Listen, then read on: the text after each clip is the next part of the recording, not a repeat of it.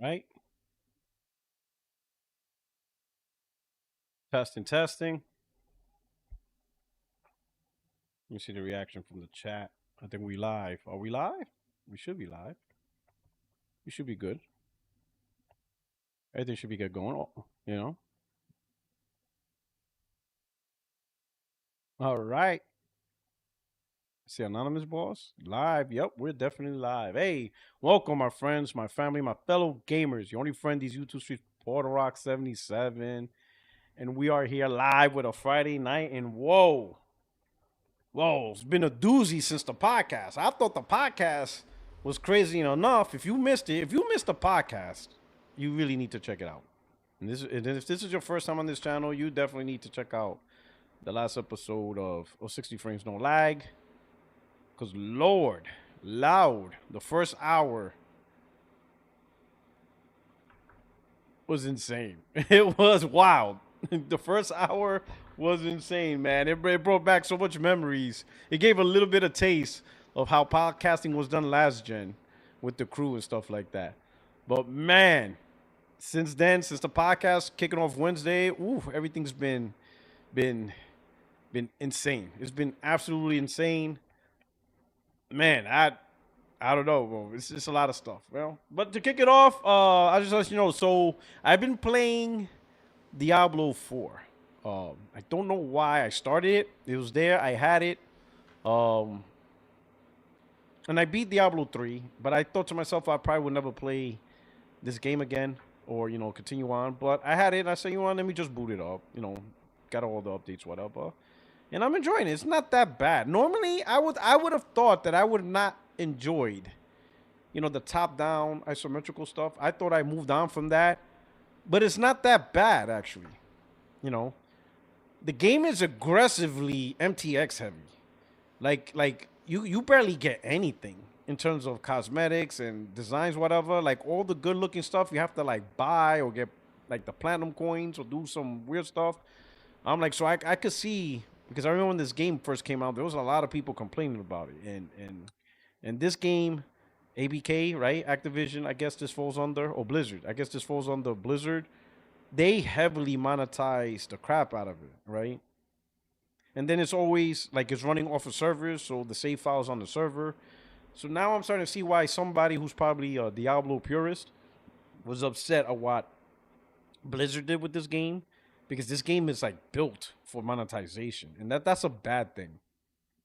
That's really a bad thing when you take a core game and you try to extract insane amount of money. Like it's like a mess. It's like a lot of stuff to it, right? Reliquies and all this stuff, and everything is whatever. And then to create my character, it said it gave me a warning.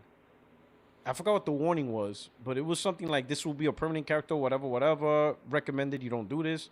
So I just went on Gemini, like on Google Gemini, and I explained, hey, the game is asking me, not to do this. What's going on? So apparently, you could create one of two type of characters: a seasonal character or a regular character. But if you create like, and I think regular character is like the wrong term, but if you create a specific character, you're no longer part of the season, and therefore your character doesn't reset. So you can't be part of the seasons and stuff like that. And I guess the game is seasonal, whatever. And I'm like, okay, learned about the seasonal stuff. So apparently, if you create the recommended character, you play as your character, and every 3 months or something, when a new season comes up, your character resets, and then you have to do it all over again, right? Because I guess the game is like play the game, it resets, and it has seasonal content, missions, whatever. Then your character starts at zero. Then you do it all over again, beat the game. So you're constantly replaying the game, and I'm like, fuck that. Like, what kind of shit is this? Like, maybe I misunderstood it wrong, but I think like any Diablo players here, Diablo 4 players, because that's how I understood it. That your character resets at a certain frequency. I think it said 3 months, but any Diablo 4 players here, like the character resets for the season, and you have to do all this stuff, and you get all the loot and all that stuff. And then 3 months later, a new season comes out, and it just keeps receding. So you're constantly getting a new character and redoing the story, but I guess the story has different missions or some weird shit. Yeah, start from zero every season. Like, fuck that. Get out of here. That's so stupid. Why the hell do I want to put in all this work and then have to start all over? What? Just for oh look, they have a new different type of sword and shit. Let me play the whole game over. Like, I'm not doing that shit. I said, fuck that. I stuck to the character. I don't care about being part of the season. I just want to play through the story. I'll do some of my side missions. And once I beat the story and the expansions, that's it. I'm not dealing with that. And I didn't even buy the expansion. I got the base game. Um, you know, I'm like, not dealing with that. And I could, and that tells me I could see why some people may be upset. They monetize the hell out of that game, and I don't think RPGs should be monetized like that. I can understand MMOs, right? But MMOs, you get expansion stories and stuff like that, and you just keep improving the character. Yeah, that's crazy. Yeah, that's what I'm saying. Diablo's like that. Yeah, that's what I'm playing. I'm playing Diablo 4. You know, so yeah, I'm not feeling that part, but the gameplay is pretty cool. You could really make a OP character real fast. I didn't realize how fast um, you can overpower your character. My character's OP like crazy. Like you pick the right skill sets, right? You could really OP. I'm a paladin. I picked the paladin, and my paladin is OP. Those swirling hammers, oh my god! And then the resource regeneration, like it's like infinite. It's like an infinite superpower attack, But the game is fun. Um, so now, like I'm thinking, I might that game like playing Diablo 4. If the game is done right, that will have me now look at other games. Because normally, again, I could have sworn I would not be playing that, that that third view isometric, because it just reminds me of old school gaming, right? And old school gaming is fine, but would I have preferred behind the show over the shoulder type view? Of course, but it's not so bad. It's not so bad. It's pretty good. It's a good game. Um, but I could see why some people who are hardcore Diablo fans would probably be upset at that.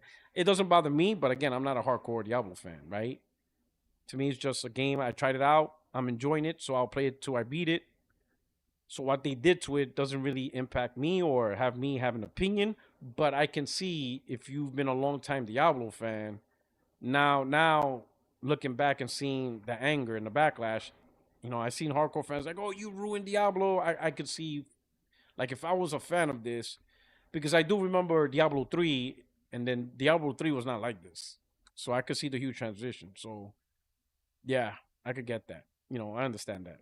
Well, but after I beat Diablo 3, I gotta pick another game to play. It might be 007 first. I have to buy that.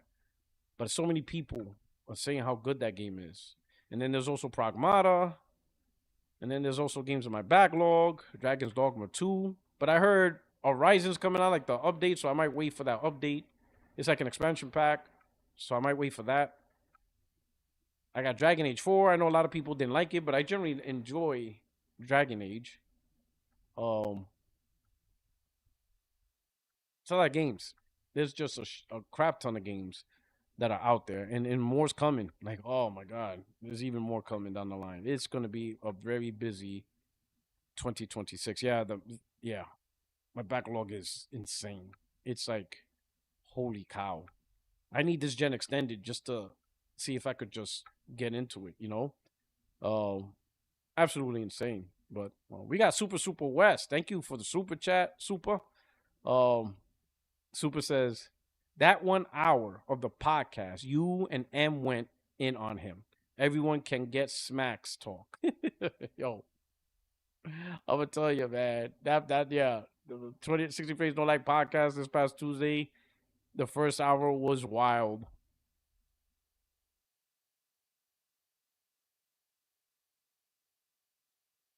Wait a minute. Sean K YouTube account got hacked and someone deleted his whole account? No. No, I didn't even. No, get out of here. I didn't even.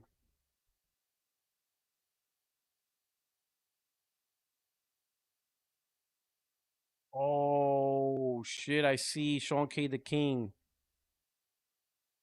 25 subscribers. Well, that's an older account probably. That's one of his older. I don't see the million one. Sean K the King sucks. Who the fuck would create that account?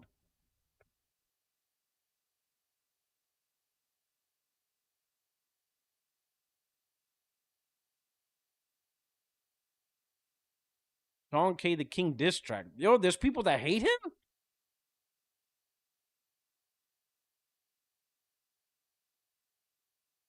Oh, that is fucked up.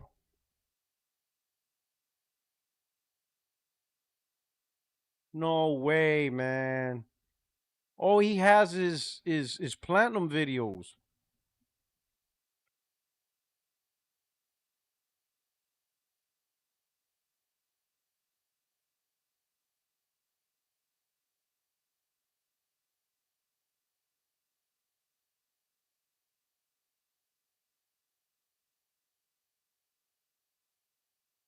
I was quoted in the skit. Hold on.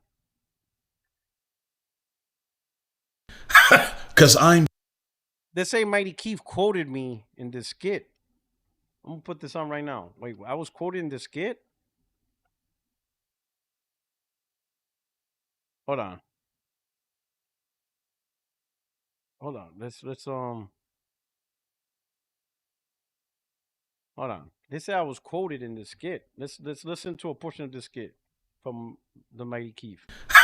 cause I'm better. Steam machine prices just dropped. Wait, really? How much is it? Yeah, Steam. How much is it? I know you fucking lying, bitch. Before things get out of hand, I just wanted to say You dropping your first console, and one of those prices is over $1,400. with the economy and shit, it's like it's kind of, you know what I mean? Over It's like, you know. $1,000 for a machine that's not even as strong as my previous iteration. You expect people to pay $1,000 for a machine that can't even play GTA 6 this year? Also a PC, man.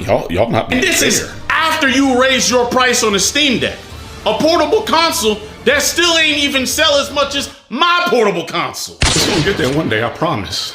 You're a good machine, and you're worth it. Steam does nothing and wins. But then when y'all do shit, you lose. Stop doing shit. This is how y'all jump into the console audience? By appealing to rich people? Grand opening, grand closing. Over $1,000. And your shit don't even.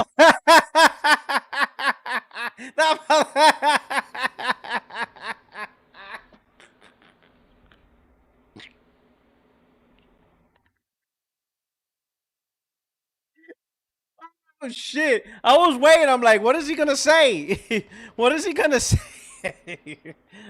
I'm like, yo, what's he gonna say that he quoted me? Yo, like, what's he gonna say that he quoted me? I didn't know what he was gonna say. Everybody's like, yo, he quoted P-Rock. Like, I'm like, all right, I'm waiting. Oh snap! Yo, my man said. By appealing to rich people?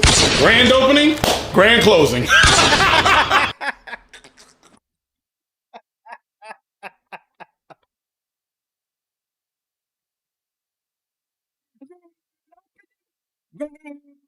Thousand.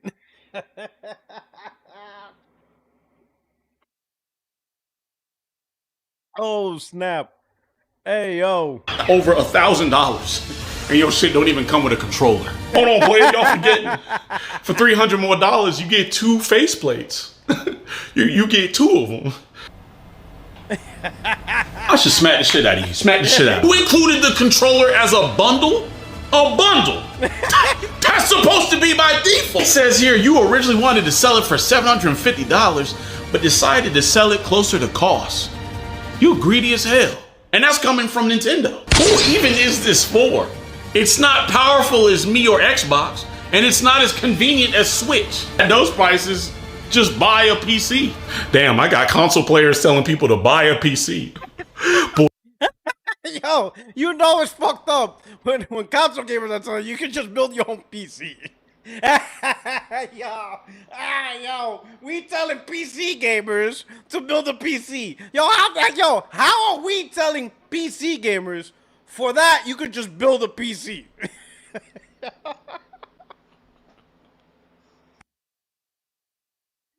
These motherfucking PC gamers are damage controlling it too. That's what makes it funny.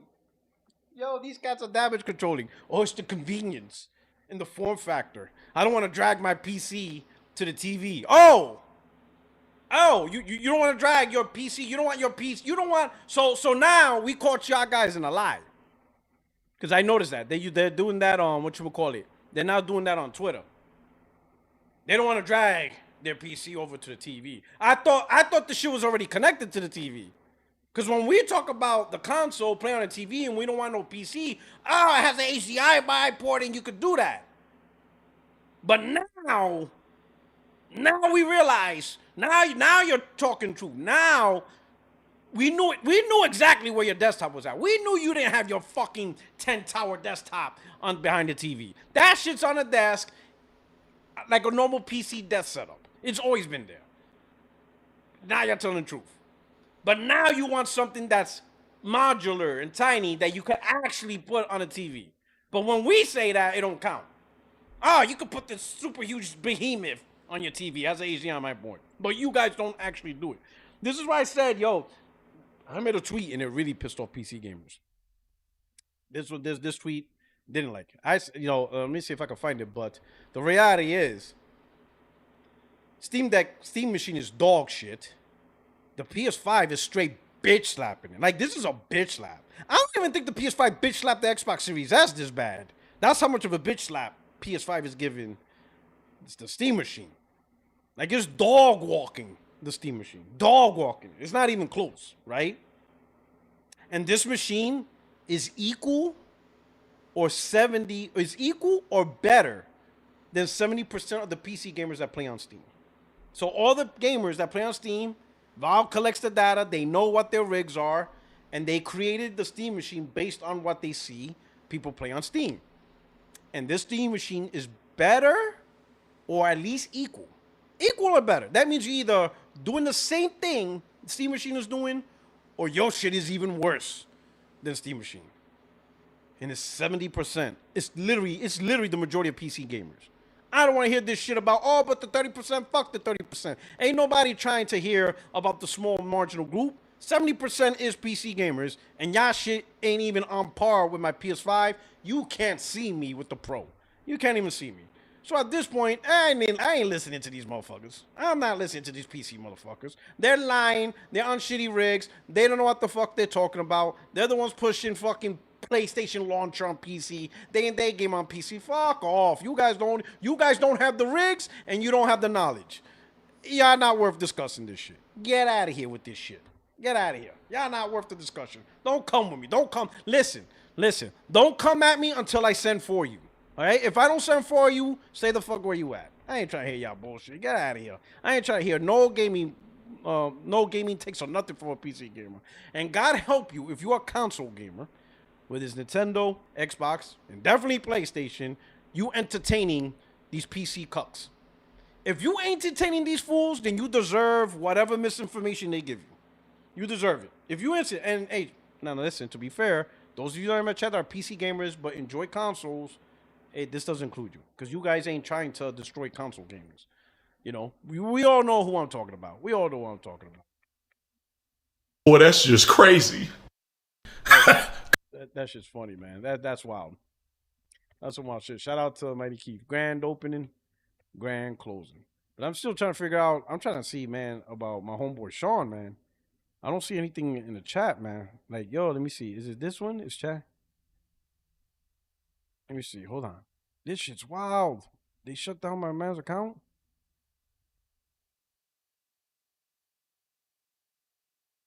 Oh yeah, man.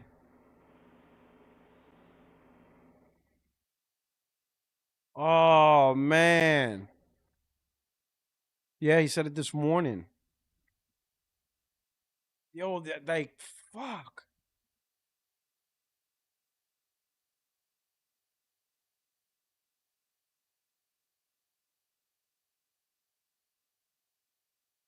Let me see. Can you?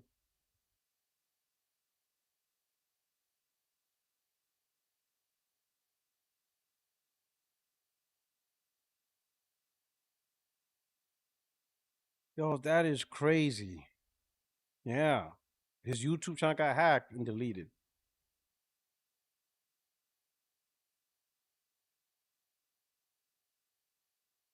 That shit's like, that shit is like some weird shit, man. Those are some grade A losers and shit, bro.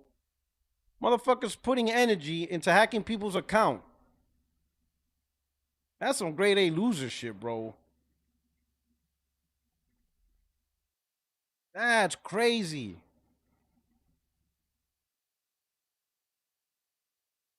That's wild, man. I feel bad. His channel has nothing but like game guides. Like who the hell gets mad at someone who makes platinum guides? Like who wants to hack a channel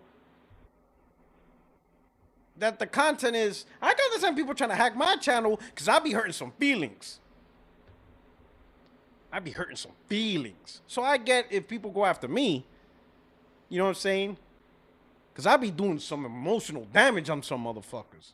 I beat motherfuckers right out the internet. So I can understand me. I beat these Xbox fanboys so bad, they're in their echo chambers. They don't dare to come outside and play.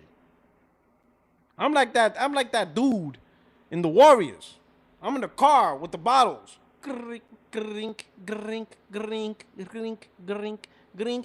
Xbox, come out to play. Xbox, come out to play. I'm that dude. They staying in their house. Ain't none of them want to come out. And the few that did, they disappeared. Never bothered to come back again. I'm the reason why they created the echo chamber. I'm the reason why. They strategize their whole profile. Yo, you understand? So I can understand if motherfuckers hate me and shut me down. But Sean? The worst thing that man ever said was the PS5 and the PS5 Pro is the same thing. Like, damn, did one of you PlayStation cats really get hurt that bad? Like, I don't even know. That's the worst thing he did. Man, that shit is wild. He had good content on his channel. He had a lot of content. And the crazy part is he did a lot of content games that normally creators won't even bother. You understand what I'm saying? So I think Sean filled a good, unique niche in game guides. Because everybody has game guides on the big games, on the 007s. And, you type that in, you see lots of, Elden Ring and all that shit. Clear Obscure. Like, everybody's jumping on the big stuff, right? But if you try to play if you're like the only person that bought a copy of My Darling Starlight starring Fufu, it's only Sean that platinumed it. That's the only person that played and platinumed that game in the world. So, you know what I'm saying? So somebody needs help in that game. Now, all those shits is gone. In a world of Elden Rings and 007s, you need a guy like Sean that plays these games that nobody heard of. Because somebody else is playing them. Where do they go?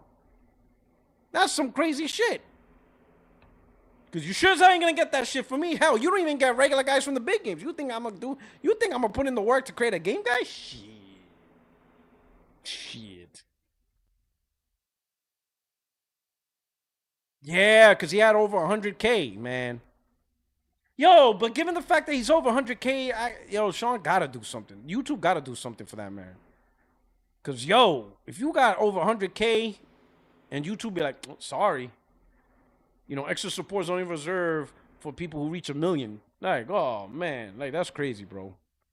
That is insane. And there's just like, and they say guys like me are the problem in gaming for console war. All I do is talk shit. Now, granted, some of my shit talking is the truth. And I think that's why it hurts some people. But it's still talking shit. It's still talking shit. Yo, it's wild, man. I feel bad. All right. Let me see what we got. We got Armin Massa. Thank you for the super chat. Yo, it's all the same, dog. You're right. We gotta work that in. It's all the same. It's the same thing. It's the same thing. It's the same thing, man. Liquidator, what's going on, my brother? Thank you. 48 members for 48 butts. Shout out to you, man. That's a long time. He said Blaze 4K gave your flowers on Mooch's podcast. Oh, on Crossfire? Oh, that's what's up, man. I appreciate it. I'm assuming it was the bet. You know what I'm saying? Because I lost the bet to Blaze 4K NBA. It was during the Celtics 2 years ago. It was like 2 years ago. Yeah, it was 2 years ago because last year, this year, my Knicks won. Last year, it was the Thunder, and then the year before, that was the Celtics. So 2 years ago, we bet on the finals, on who were the finals. Like, I was never going to bet on the Celtics, so I should have just not betted. But anyway, Celtics won, you know, and the bet was the winner gets a copy of GTA 6. I'm like, okay, cool. Right? And so I waited. So I lost the bet. And he's like, when are you going to get me GTA 6? I'm like, when is GTA 6 going to come out? Yo, I remember Blaze says, man, he said, man, Puertorock, you got me on this bet. It was like a few weeks ago. I was on his Saturday show, right? It was like maybe like 4 weeks ago, about a month ago or so. Right? And he's like, yo, Puertorock, you a slick dude. And this is live on the air. I'm like, what are you talking about? He's like, remember that bet we had? You know, in the Celtics? I'm like, yeah, I remember. And he goes, and we set it up for GTA 6. In fact, I think that was your idea. And I'm like, yeah, you know, winner gets GTA 6. He goes, now I see why you did that. And I'm like, why? Because that game ain't coming out. So I'm never going to collect on the bet. I'm like, nah, dog, don't say that. It's going to come out, bro. He goes, nah, you got me. I won a bet, but I can't collect because the bet is GTA 6. And GTA 6 is never coming out. Man, you slick. I'm like, no, it's coming out, bro. Just wait.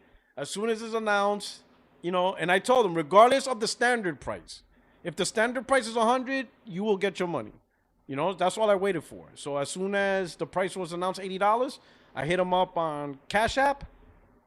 Yeah, I hit him up on Cash App and boom, sent him his $80. Literally, you know, and that's how I do with my bets. Like, I don't wait for the person to come to me to collect the bet. I go to the person. As soon as I lost, I reach out to that person. That's it. Here you go. Here's your money. Talk your shit or whatever. But I don't have people chasing me for bets that I lost. I go straight to the person. So, but if Blaze gave me a shout out for honoring the bet, I absolutely appreciate that. Glassdoor Gamer. PC is so dead, it's not even fun poking at them anymore. They got hit the hardest and fastest with the memory crisis. No one's even talking about PC. And that's a good point because now no one's talking about cheap builds or stuff like that. The PC showcase was trash. They don't even talk about that. Nvidia didn't release a new card. AMD may not release RDNA 5 till 2028. Yo, I feel, you know what I'm saying? Like, if you're a console gamer and you got suckered by these PC grifters, I don't know what to tell you. You should have never listened to them. You should have never listened to any of these PC grifters. You should not lift it. Oh, look. This is, you know, you hear me and Doughboy, we're always talking about Cookout. This is their cup. I had the cheddar tray. Oh, it's delicious. It's just regular soda, though. Not the strawberry cheesecake milkshake. But if you're in the South, North Carolina, South Carolina area, if you know, you know. Chill Will. Thank you for the membership, my brother. Hey, if you received the membership from Chill Will, you know, please give him a follow. Give him, you know, follow him on Twitter. Also follow on his channel. Yo, Will, protect your channel, dog. I don't know what you got to do, but lock that shit down. You know, make a new email, maybe switch it out, because that's the key, right? They need your email. So if they don't know your email, there's no way to hack into it. So change your email and stuff like that. I think Sean, because he publicly has his email and stuff like that. That shit's wild. You know? Super West, thank you for the super chat. GTA 6 no disc, a digital code, the $100 edition. Do you even own your own game if digital? So yeah, that's, you know, that's a good question, right? Because the argument's always been it's about the licensing. So technically speaking, you don't own the disc, you own the licensing on the disc. It doesn't matter, right? I think the main concern is if you own the game digitally and you can't get, the licenses on the disc. But what happens if like your license mess up and then there's no server to ping to refresh the license? Then that means you won't be able to play your game or some shit like that, right? So, man, this digital future has its positives, but it also has its negatives too. I'm hoping for those that want their copies physically that Rockstar will launch an actual physical disc edition later on down the line. Maybe they're just doing this for a couple of reasons. Number one, they don't want the game to be released before the street date, because there's stores that will actually illegally sell the game before the street date, which means it doesn't get the patches, and then people go online and they show, oh my god, this game's broken, and that's not what Rockstar intended, because maybe Rockstar has a day one patch that they want you to gets applied, so that way it's optimized. But if somebody takes the disc and pops it in, installs it, and plays it like that, it could be not the version that was intended, right? It could be a couple of things. I don't know. Hopefully, they release a disc version. Even if it means you need 2 discs, then that's fine. Put it on 2 discs. Like if it's so big, put it on 2 discs. But hopefully they'll release that for people who want, the physical version. And Chill Will with the super chat. All bad. Kid can't catch a break, man. What are you talking about? You talking about Sean?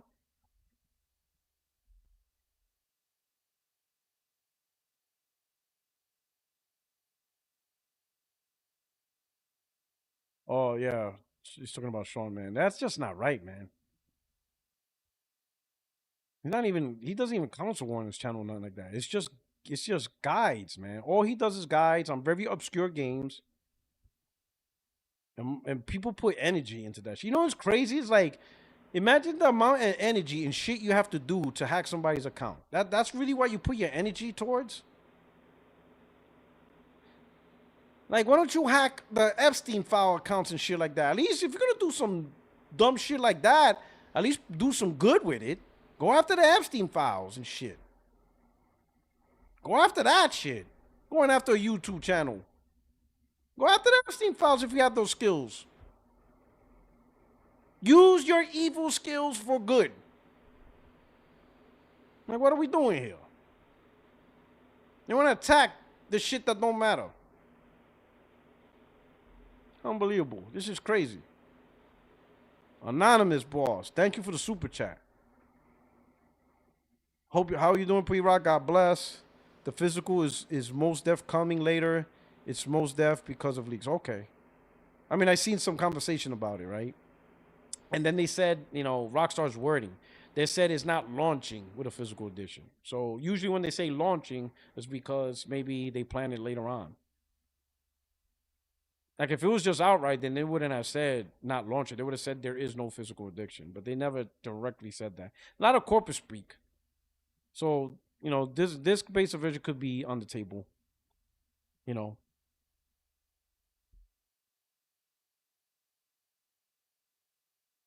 some crazy stuff, man. It's crazy stuff, man.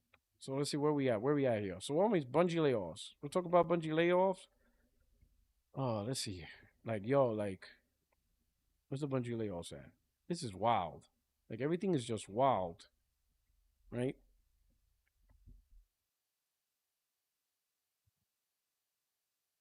Let's see.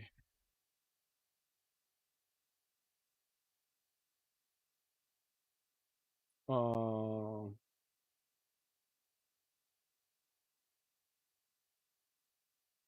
got a couple of layoffs, right? Microsoft's layoffs also. South of Midnight Devs, Compulsion Games, and then also Idea Xbox. But the Bungie one, let me look for that one. I could have sworn I had that up, but this one was bad. This was bad. Bad. Oh, here we go. Let me put this on screen. This is wild. It says right here. I don't know if you can read it.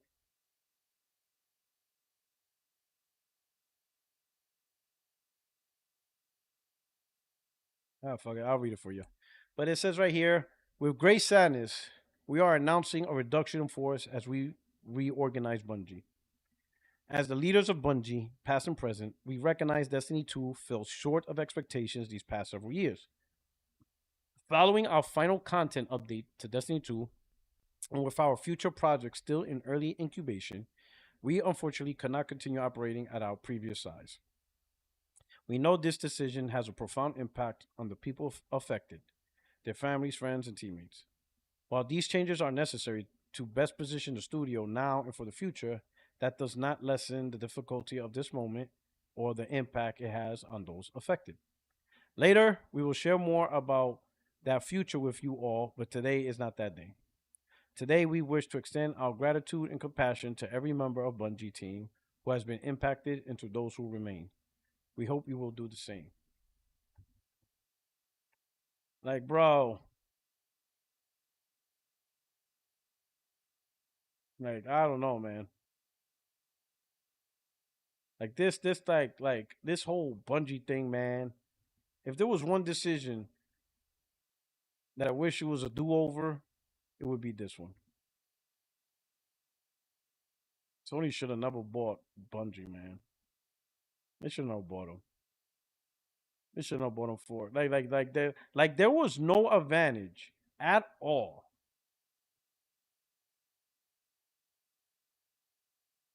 There was no advantage at all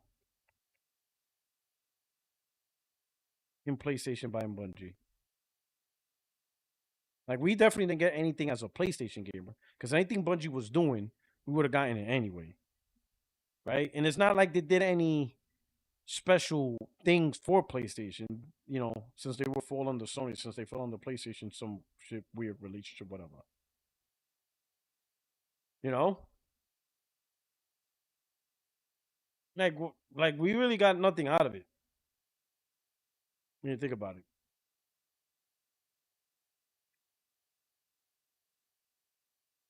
No special perks. I think the only thing maybe is what you call it, the spin-off, the studio that got spun off of Bungie, like 80 people, and they created a new studio but under PlayStation. I think they're doing Project Gummy Bears. Is that them or is that somebody else? But I think there's one title that Bungie had, and Sony took that title and took people from Bungie and created a new studio. And I think it's Project Gummy Bears. Correct me if I'm wrong, chat.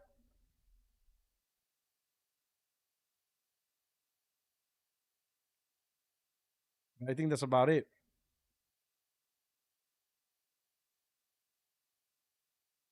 Yeah, LFG. That's from LFG, right? That's that got spun off from Bungie, right? LFG.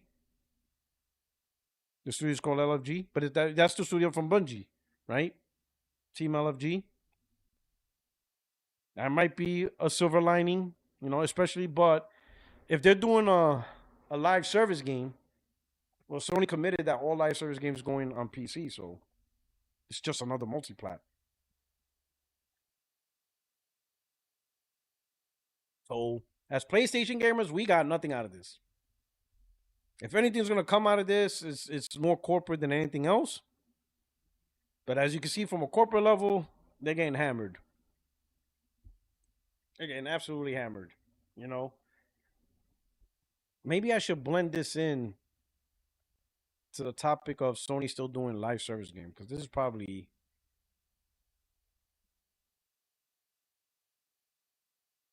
it just makes sense to include both topics. So yeah,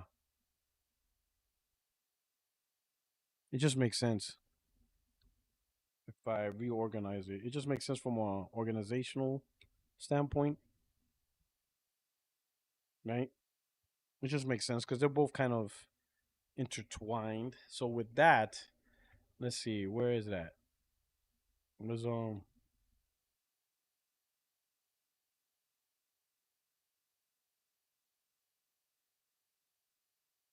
this wasn't even from Herman Holtz.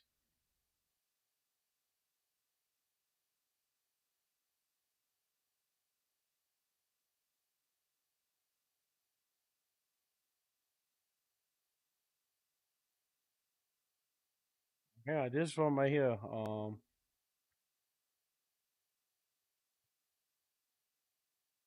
Let's see right here in this article. PlayStation wants to revitalize the market with new live service games.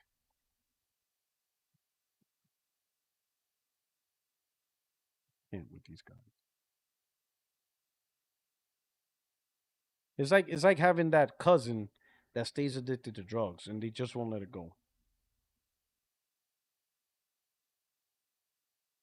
Like you try to get them help, you try to get them detox. You even have them go through the detox clinic.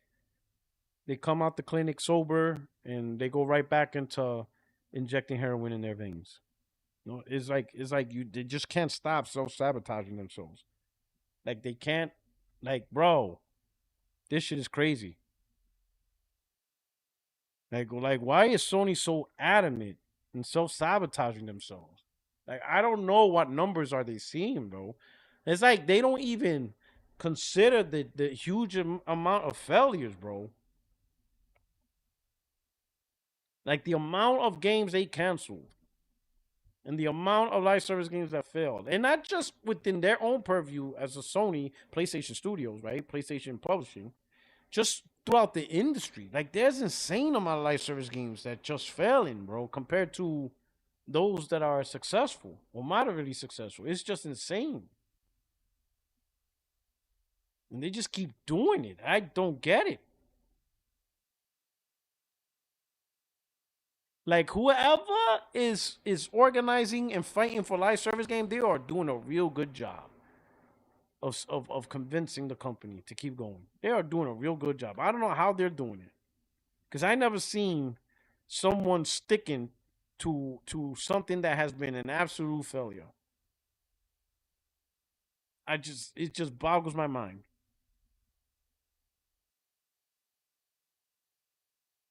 Let's see. Armin Maza, thank you so much. Bungie is lucky that Sony bought him. Otherwise, this would have happened about 2 years ago.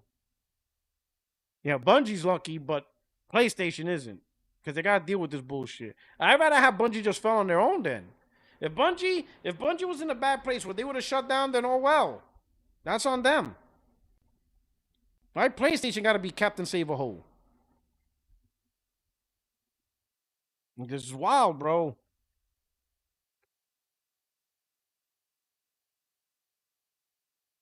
That's on them if they would have failed. But now their failure is attached to PlayStation. And PlayStation got to deal with that. Billions of dollars spent on this one publisher. I think Sony spent more money on Bungie than Naughty Dog at this point. Easily. Like, this is crazy. Glassdoor Gamer. The bots got happy with the canned Nishino quote. Nothing he said, including first and third party, means they are going to go full live service again. We'll look at it in the article. Glassdoor Gamer, thank you for the super chat. I don't think we will see Naughty Dog or something do live service. Oh yeah, Naughty Dog's not doing live service. They already moved on. Give it to AA teams like Helldivers. Like leave the Sony Studios alone with this bullshit. But in the article, PlayStation wants to revitalize the market with new live service games. It seems PlayStation is not done with live service titles yet and wants to focus more on first party and third party content. Live service games and PlayStation have not had the best relationship historically. A major example is Concord, and now Destiny 2 has also joined the list of live service games that did not turn out well for PlayStation. Despite these setbacks, Sony remains hopeful and plans to continue developing more live service games. Let's see. PlayStation believes live service attracts users on global level. In a recent interview with Famitsu, let's see, Hideki Nishino, the president of Sony Interactive Entertainment, shared insights about PlayStation strategy for live service titles. Nishino emphasized that Sony believes live service games have the potential to reach players on a global scale. The company aims to revitalize the market through both first-party and third-party content. In terms of live service content, PlayStation is not only focusing on marketing its upcoming titles, but is also considering how to enhance existing games in both the medium and long term. Nishino emphasized that it is crucial to continuously provide new content for live service games, as this genre is still relatively new and many developers are experimenting with different approaches. PlayStation aims to continue to take on challenges within that context.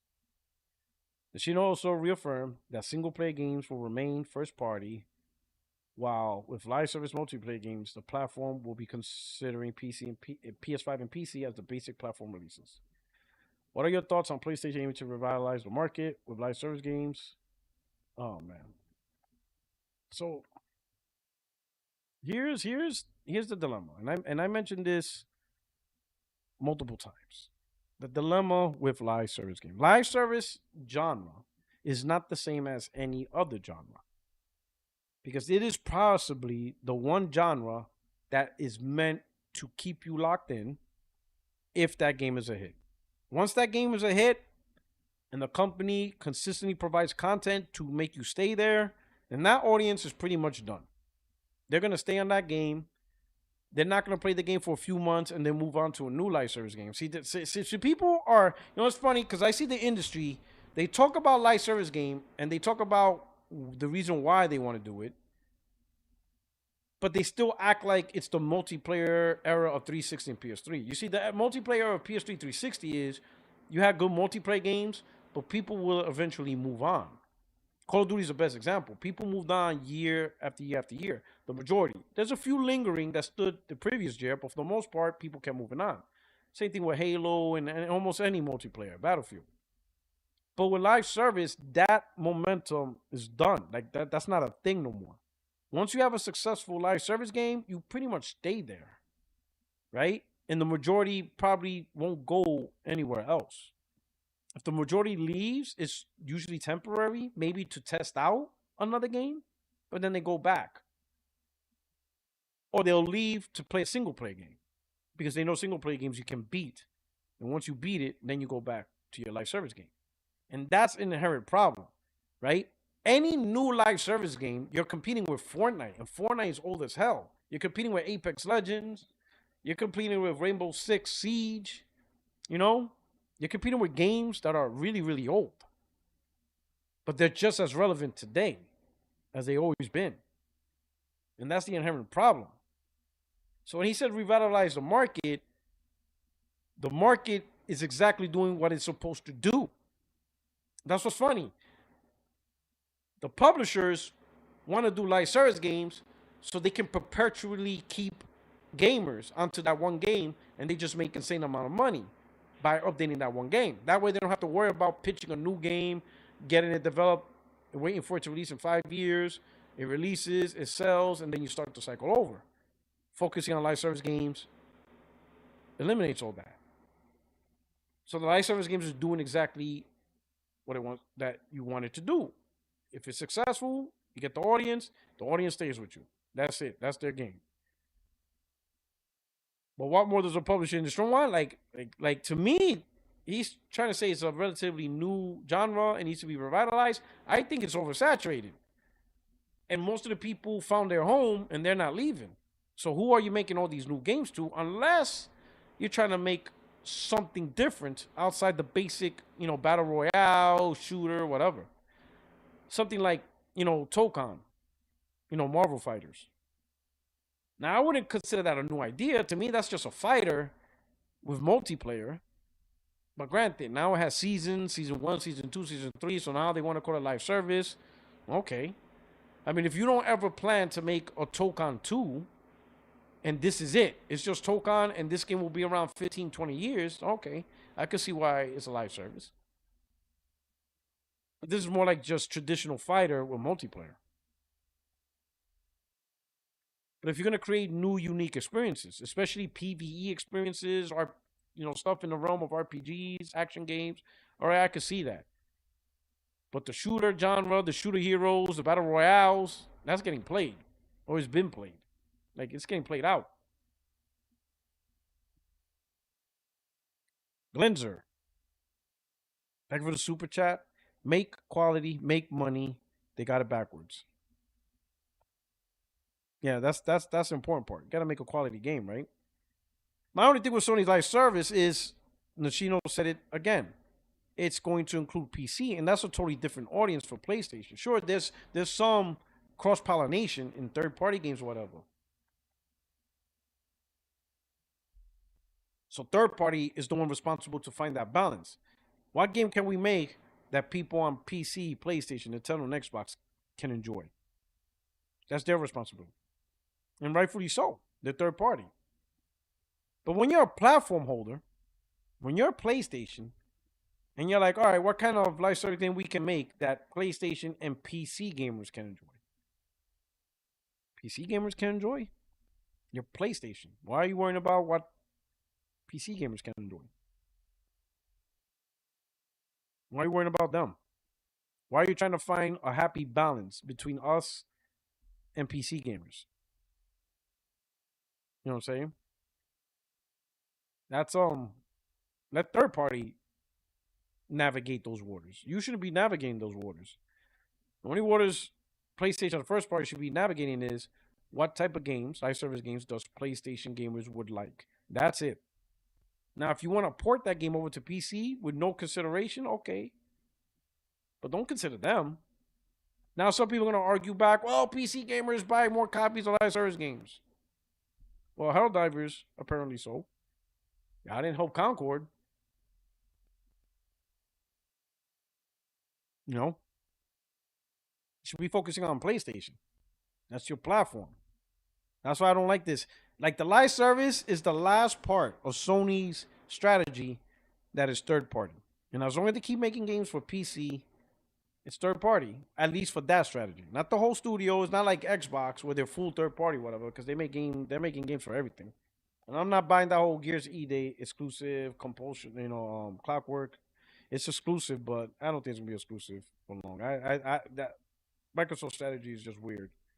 They're just doing shit just to do shit. But we'll talk more about that later. Right?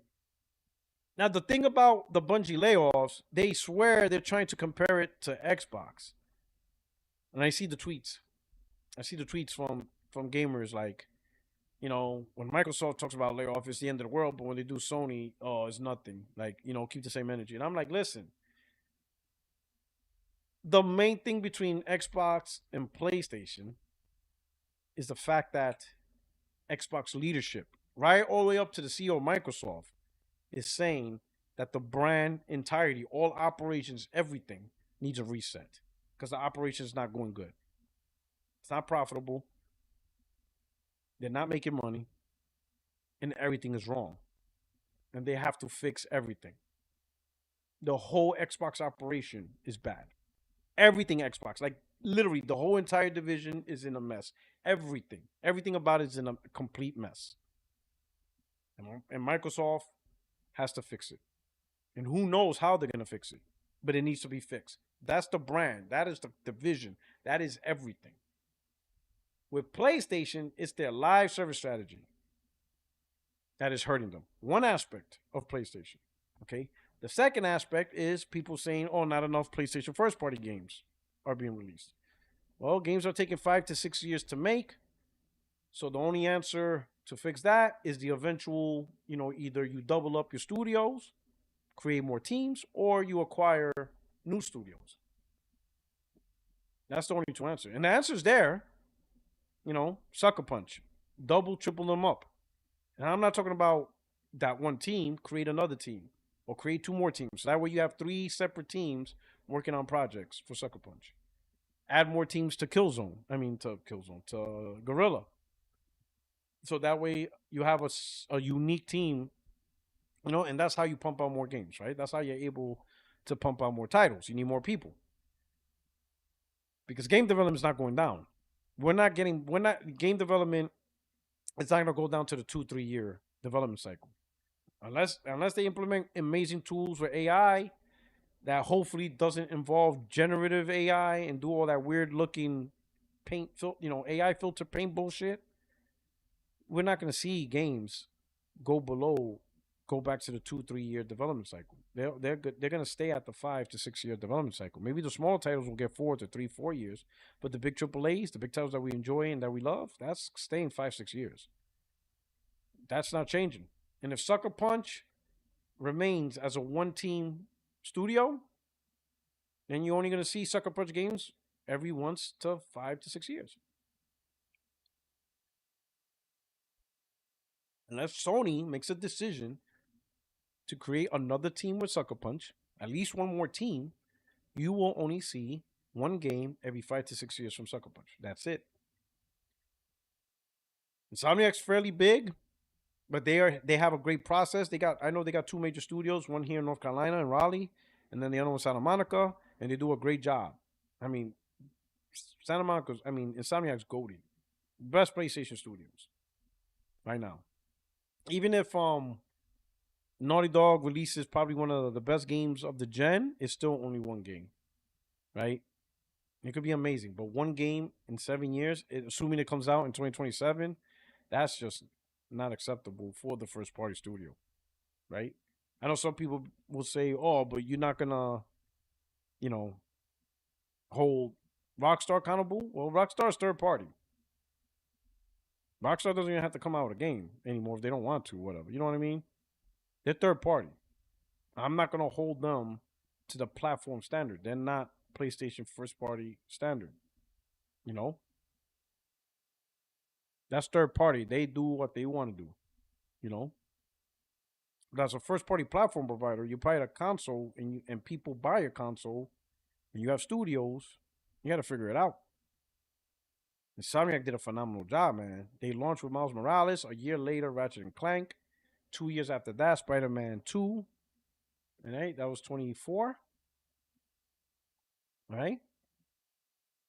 And now 2 years later, Wolverine in 26. That's an amazing. Insomniac's amazing. Amazing studio. Amazing studio. Shout out to Glassdoor Gamer. I don't think we will see Naughty Dog or something do like, no, I already read that. Gotta read something else. There you go, Glassdoor Gamer. I'm going to play Gears E-Day on my TV using cloud and a DualSense. Oh, man. No Xbox required. Fake exclusive. Glitzer. Sony sat on Twisted Metal and the show did well. Yeah, I actually enjoyed the show. I saw both seasons. It's a pretty good show. Caught me by surprise. It was a really good show. I don't know how the game would have came out. I don't know why they canceled the game. Couldn't tell you. But it was supposed to be another live service game. Right? And that's the thing, right? Why can't and I know Blaze, shout out to Blaze, he mentioned this. Why can't Sony just sometimes, not every game has to be live service, or at least to that extreme, just release a single player game with a good multiplayer component? And I think that would be refreshing for a lot of gamers. A lot of gamers will enjoy that. A $70 game with a great single player component and a good multiplayer component that's not live service transaction heavy. But Sony's not doing basic multiplayer. I think they should. I think for a lot of multiplayer games, a lot of multiplayer gamers would like that. There's a good solid multiplayer that's not aggressive in MTX and cosmetics and all that stuff. I don't know. But I will say this. If Sony's gonna if Sony had to do live service, I would want them to focus on PlayStation and cut PC off. And I know a lot of people say, "Oh, you got PC, you need to mass people." The problem is you're making the game for the masses instead of making the game for your core audience. Make a live service game that your core audience can appreciate. Right? You don't see Nintendo pushing out Splatoon to every platform.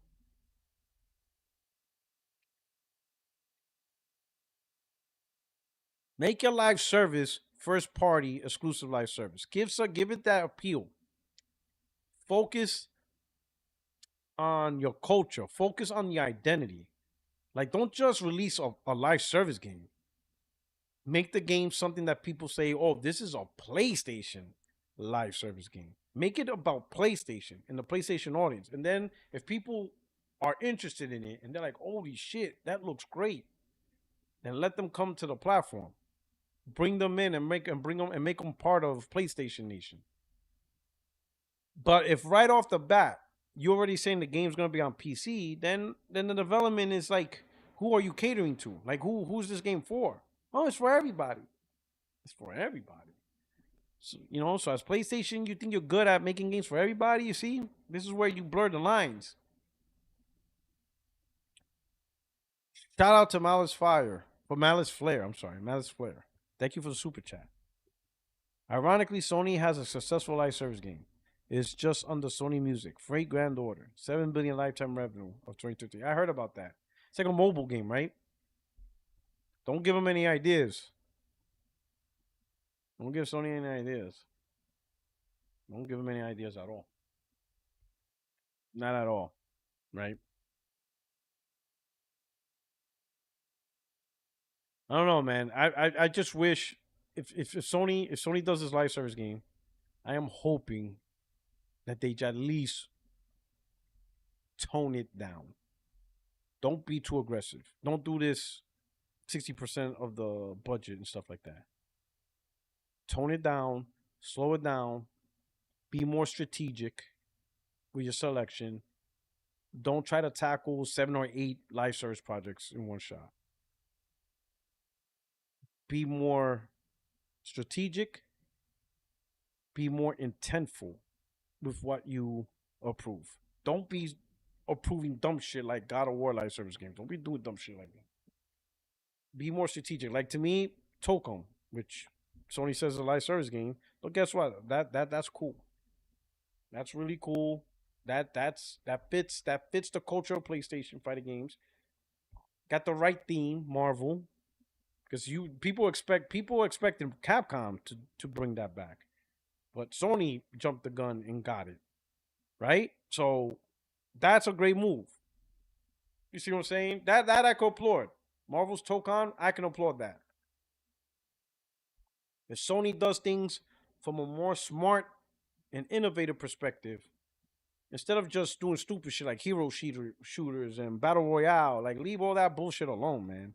Extraction that just don't.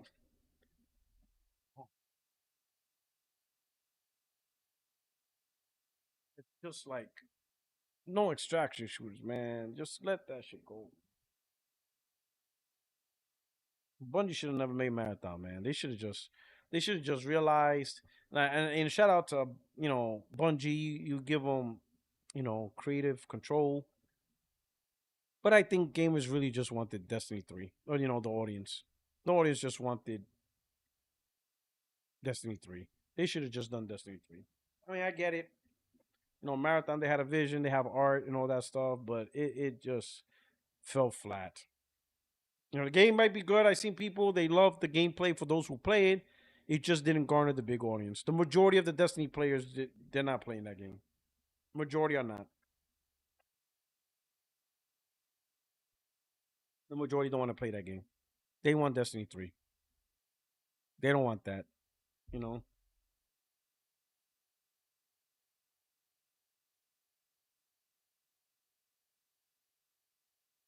So Bungie got cut. I think they cut 270. I'm rounding about 270 positions. So I don't know how they're gonna work on a new title. I think they just have enough people to focus on Marathon. I think that's why they did the layoffs, because there's a lot of positions, and I don't think they greenlit a new project that I know of. Please correct me if I'm wrong, but I don't think they greenlit a new project on for Bungie. I think they trimmed it down to the amount they need for Marathon.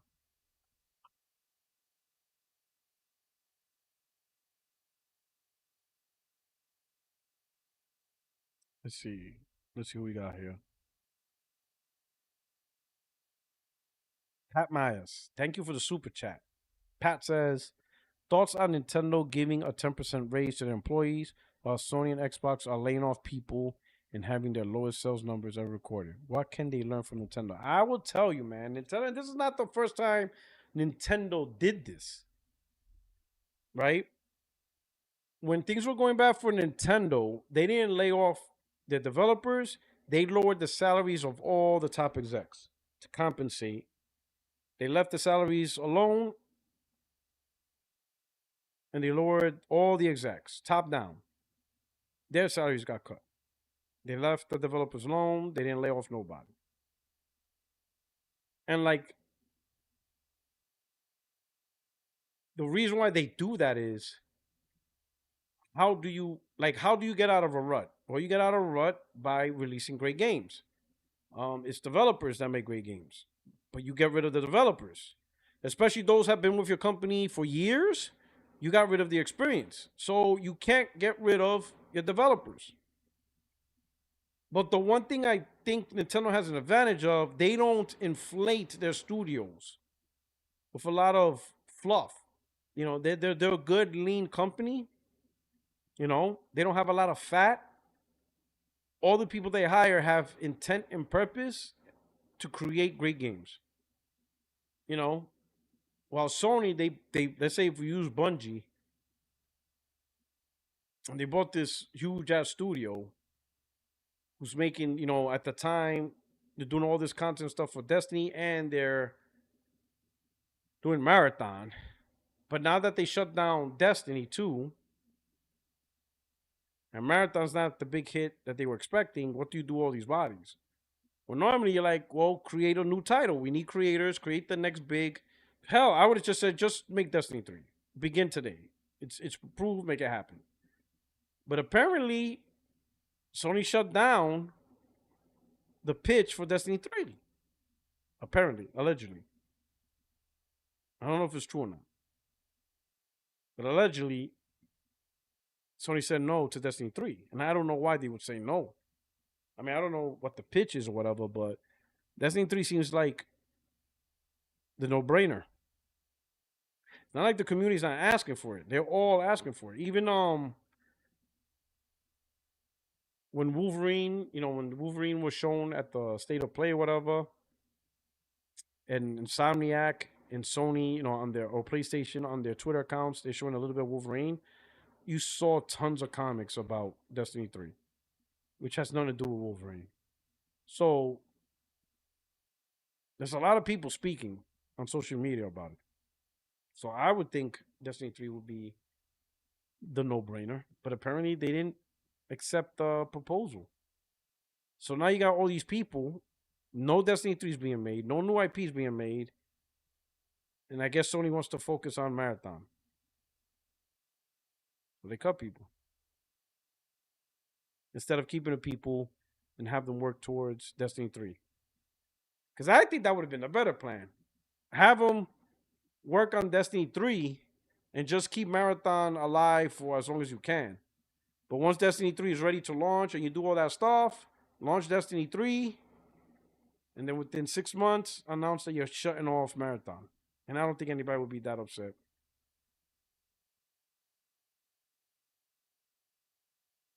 But what we can learn from Nintendo is Nintendo puts their creators first, above themselves. Nintendo developers are more, they put them at the higher priority than their own salaries.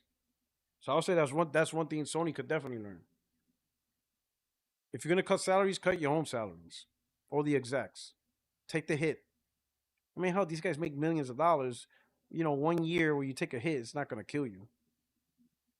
But keep your creators, because your creators is what's gonna create the titles. They're the ones that's gonna pull you out of a rut. So that's one thing they can learn from them. Vastor Gamer. 192 developers from Bungie. Sony reassigned.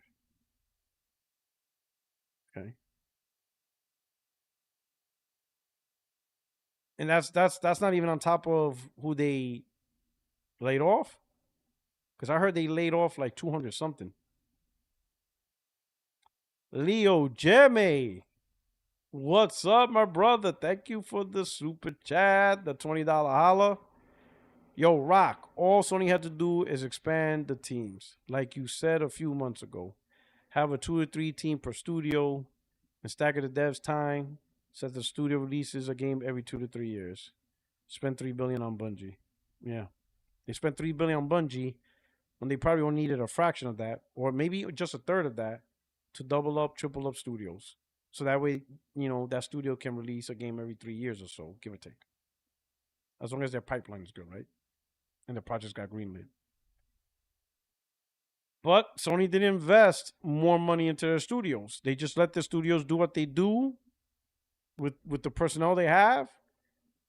No investment in increasing the personnel. So now, studios, you got 5 to 6 year wait. And that's assuming if the project got greenlit in fully completion. Take Sony Bend, for example.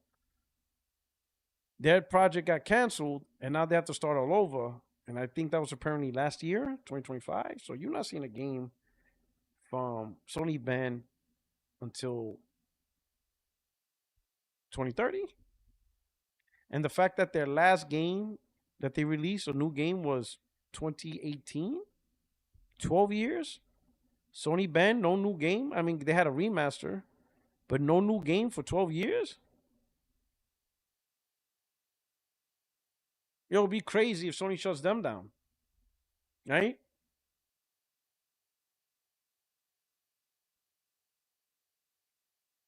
Sony Bend should have had at least another studio working on a title, because then that game could have came out while the other team had to restart their project. So let's say Team A was doing the live service project for Sony Bend. Team B was working on a single player, narrative type games that we enjoy. Well, Team A's project got canceled because Sony didn't like the way it looked, whatever reason, but Team B is still going. You know what I'm saying? That's how multiple teams work within a studio. But when you only have one team in that one studio, either that project hit and it comes out, or it gets canceled, and now you got to wait another 5 years now because they're restarting the whole new thing. And that's if Sony lets them, because they could be like, listen, we're not waiting another 5 years, giving you greenlit funding, and now we have to wait a whole new 5 years. We'll just cancel you. And that's just terrible. But what can you do? Pat Mayas, thank you for the super chat. Also, who do you think won the bet that BG and Bond had? It was GTA 6 being first $80 game or GTA 6 being $80? Listen, from listening to conversation at the clip they had, yes, Bond said, GTA 6, because at the time, I guess, I don't know how long ago the conversation was, but just listen to it. Bond did say, GTA 6 is going to be the first $80 game.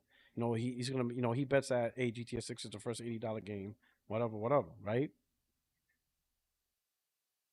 And whatchamacallit, BG disagreed, but he said, yeah, I'll take that bet, right? If the conversation stopped there, then you can argue that the word first would be included, whatever. But the problem is the conversation kept going. In fact, Job Move clarified, because he wanted to make sure, like, the bet is understood. So he's like, hey, yo, BG. So you're saying if this game, because then they started talking about that BG slick, right? Like if the game is, whatchamacallit, $79.99, then BG would say, see, I told you it's not $80. I win the bet, right? So he'll pull, because like when a game, like we say $80, but technically the price is $79.99, right? So it's technically not $80 until after taxes, So everybody was like, yo, so I guess, I don't know. I guess he's known for that, whatever. So everybody wanted to make clear. And they said that, and Jackman was like, yeah, yo, so BG, are you saying if the game is over $69.99, you take the L? And BG confirmed. He said, yes. If the game is over $69.99, I take the L. Now, no point did BG confirm the first part, right? Because remember, bet is confirmation between two people. So if you say, I'll bet you this, and the person goes, yeah, I will bet this, and then you got it. Now, if BG would have said, yes, if GTA 6 is the first game to be over $69.99, then I take the L. Now, if he would have done that, added the first himself, so that way it's clear that that's what the conversation is talking about, then that would have made sense. But I guarantee if BG would have said first in his reply, Bond would have been like, wait. I think Bond would have, I would hope Bond would be smart enough to catch that and be like, whoa, wait a minute. What are we actually betting? Are we betting that the game is $16.99 or if it's whether or not going to be the first game to be $80. Like, what's the actual parameter and stuff like that? Then, you know, but the conversation was never really about first. The only person that said first in that clip was Bond. No one else mentioned first after that. It was all about the $80. So to me, you know, BG lost the bet because BG had, when he confirmed, he didn't confirm the first part himself. You know, if he would have said, and when they asked him the parameters of the bet, and he would have confirmed that yes, if GTA 6 is the first game to be over $69.99, I take the L. If he would have said that, then yeah, he confirmed it, included the term first. Everybody heard it. But I don't think anybody in that podcast was talking about first. I don't think anybody in that video was actually addressing the first. And let's all be honest, this whole community wasn't addressing who would be first, whatever. It was just whether GTA 6 was going to be $80. But that's just my interpretation. Me, it doesn't, whatchamacallit, bother me, whatever, you know. So that's between them two. So I have no dog in the fight. I'm just going by what I heard, the conversation I heard, whatever. But there's no dog in the fight. Whatever. If VG feels he won, then that's on him. That's between him and Bond. They're gonna have to deal with that. You know what I'm saying? I mean, hell, I won the bet $100 between D-Batch. Oh, and that reminds me. Where's Ricky Brown? This guy's ducking. Speaking of home bets, see, I'm not even worried about. You know what? Fuck that. I'm not even worried about no damn BG in his bet. If you don't want to pay the man, don't pay the man. BG feels he won, then you won. You know? Listen, if you like it, I love it. I got my own shit to deal with. I got my own shit. Hold up. And shout out to SPR. Where's my shit at? Hold on. I am owed $100.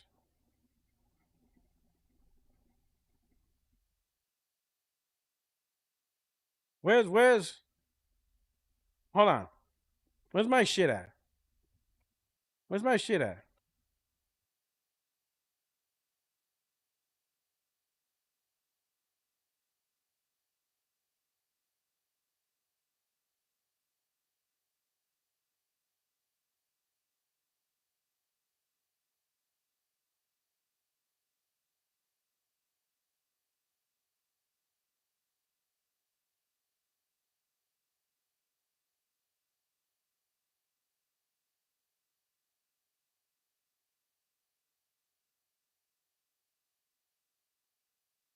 Hold up.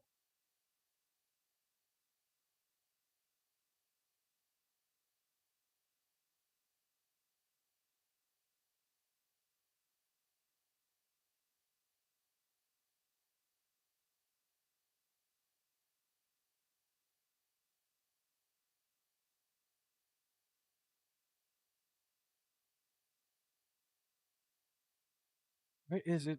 I had my text. I'm gonna have to text like multiple times. I'm gonna have to tweet like multiple times. Man, this Xbox shit took over. Where is it? Where is it? Where is it? Where is it?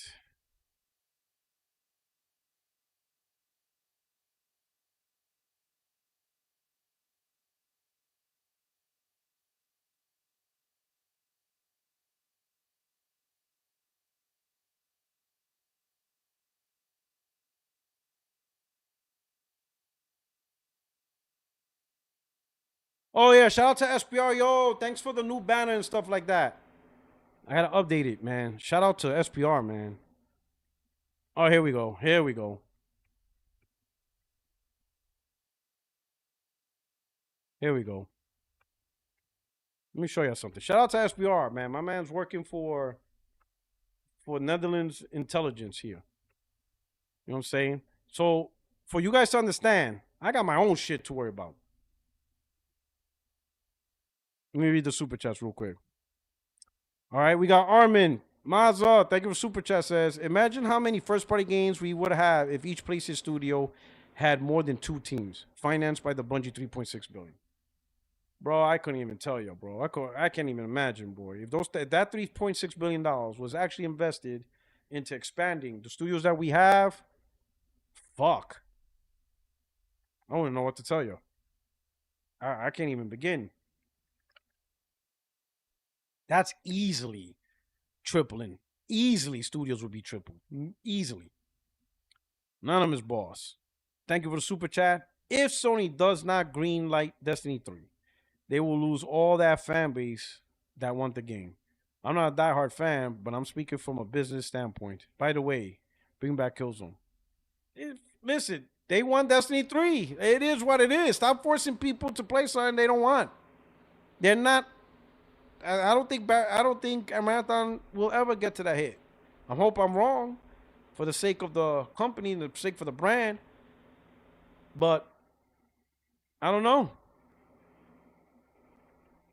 You know, if your customer audience is overwhelmed, if more people are telling you they want Destiny 3 than actual people who are playing Marathon, like, sometimes just take the easy clue. Just take a hint and just go with it. Donnell Brown, member for 51 months. Can you please take that goddamn hat off? Listen, I already told you, Donnell. I will take this hat off when your Clippers win the NBA Finals. When I see your Clippers win the championship, the hat comes off. That's a fair deal. I think that's a fair deal.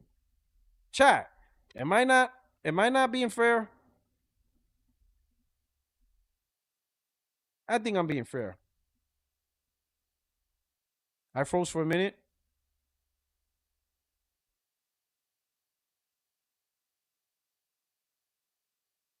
I think I'm being fair. When your LA Clippers win a champion, and it's possible. Listen, the Knicks won the finals, so anyone could win the finals. There's hope for you, brother. There is absolute hope for you.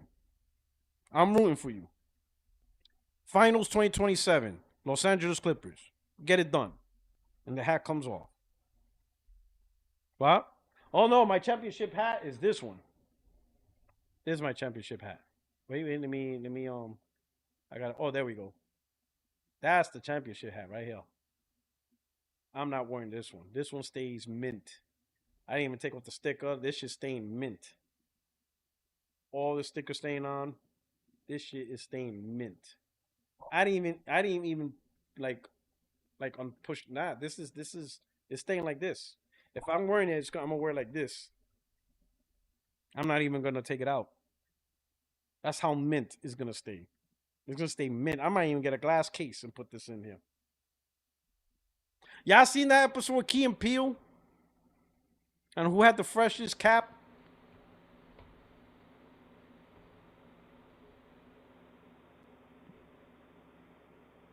You ever seen that? That episode is hilarious. It got to the point like they were trying to argue who had the freshest cap. So one guy had the sticker, the other guy had the tag.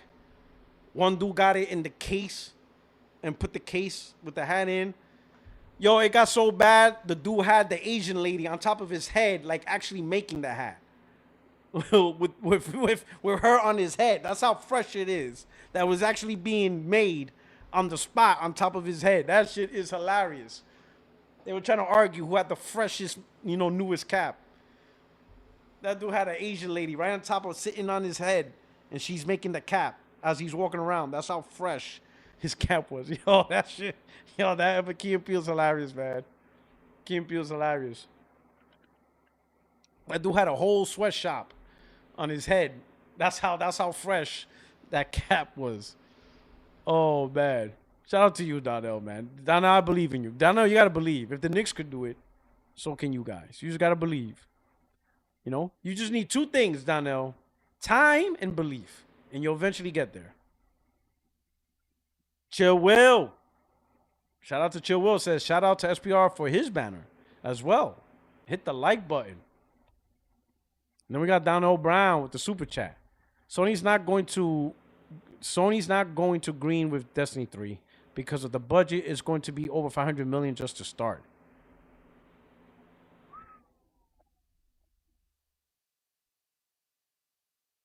I don't know what to do. I don't have an answer, man. Like, if they're hoping for Marathon to blow up, I don't know. They're hoping for a miracle. I don't know, man. I don't know. Might as well just sell off the studio, get rid of them. I don't know. I honestly don't know. I don't have an answer for that, man. If they really can't do Destiny 3, I don't know. I don't know what can be done. But back to my bet. Shout out to SPR. He sent me this. And this was the clip. To give you a little background, there's a dude named Ricky Brown arguing with me. This was like, what date was this podcast? This was 5 years ago. April 17th, 2021. Homeboy, this is when Xbox was on overdrive with Game Pass. They were really in that Game Pass. They were really in their fields with Game Pass.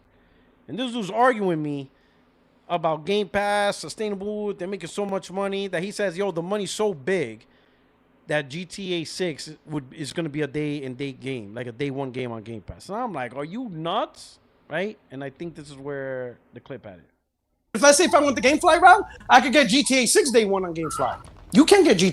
Let me see. Let me see if I go back a little bit. Let's do it.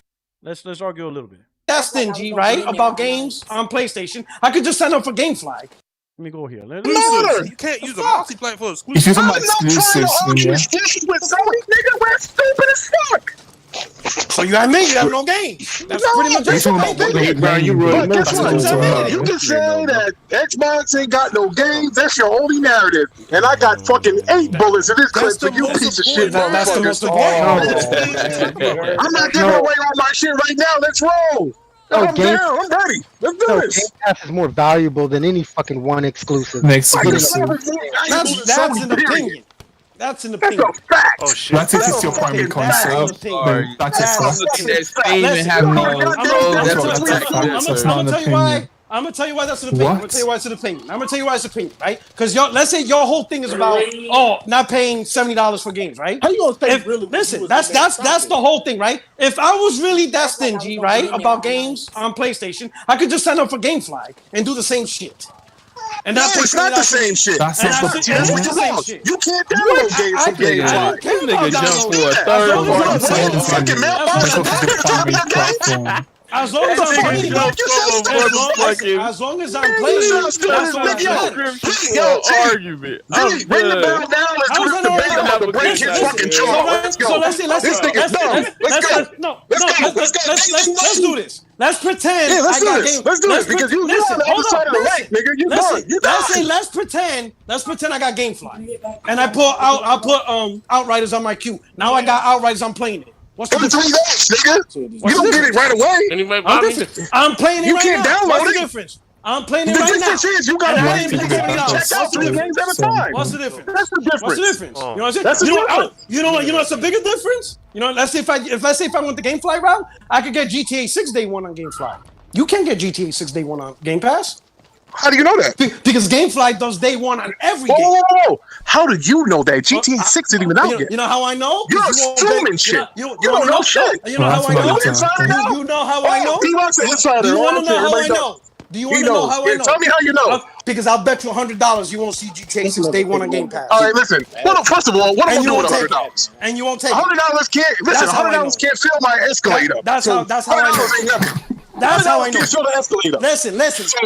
That's how I know. Listen. Because I'm ready to put my money on that. You ain't Alright. getting GTA 6 day one on Game Pass. First of all, we don't even know Exactly. There you go. That's how I know. But I'll take that. So now we can end that conversation. I'll take that back. We can end that conversation now. You done? No, You can take it back. I'll take it. Take it back. You have no choice. I'll take the bet. I'll take it. $100. $100. Grand Theft Auto 6 day one on Game Pass. Yes. I'll take it. Okay, you heard it. I'll take it. Thank you. Thank you. You're welcome. Thank you, dog. Got him. You're welcome. Why, Ricky? You shouldn't have taken that bet. Grand Theft Auto 6 ain't never. Ricky, Listen, listen. Got him. Listen. See, You get Ricky, shit. they stole 150. Ricky, they stole. Yo, notice how everybody got quiet. The moment I said $100 on the wood, everybody shut the fuck up. Because everybody knew. Everybody knew. You see, at that time, they try to argue, oh, Game Pass is the shit, Game Pass is the shit. I'm like, bitch, I'll take GameFly over Game. To this day, no one has beat me in that argument. Nobody. Y'all see on the channel? I took GameFly over Game Pass any day. Test me. The only thing they got is that they can access hundreds of games instantly, which is true because GameFly is a mail-in disc. You have to mail in. But my counter is I got access to all the new games, and not just on one console. Switch, Xbox, PlayStation. I could get any new Nintendo game, any new Xbox game, any new PlayStation game, any new third-party game. I'd rather have access to all of that than what Game Pass offers. All the Xbox games, all the Nintendo games, all the PlayStation games. From Wolverine to GTA 6 to James Bond. Name it. Name the game. All of it, day one. And that was my argument.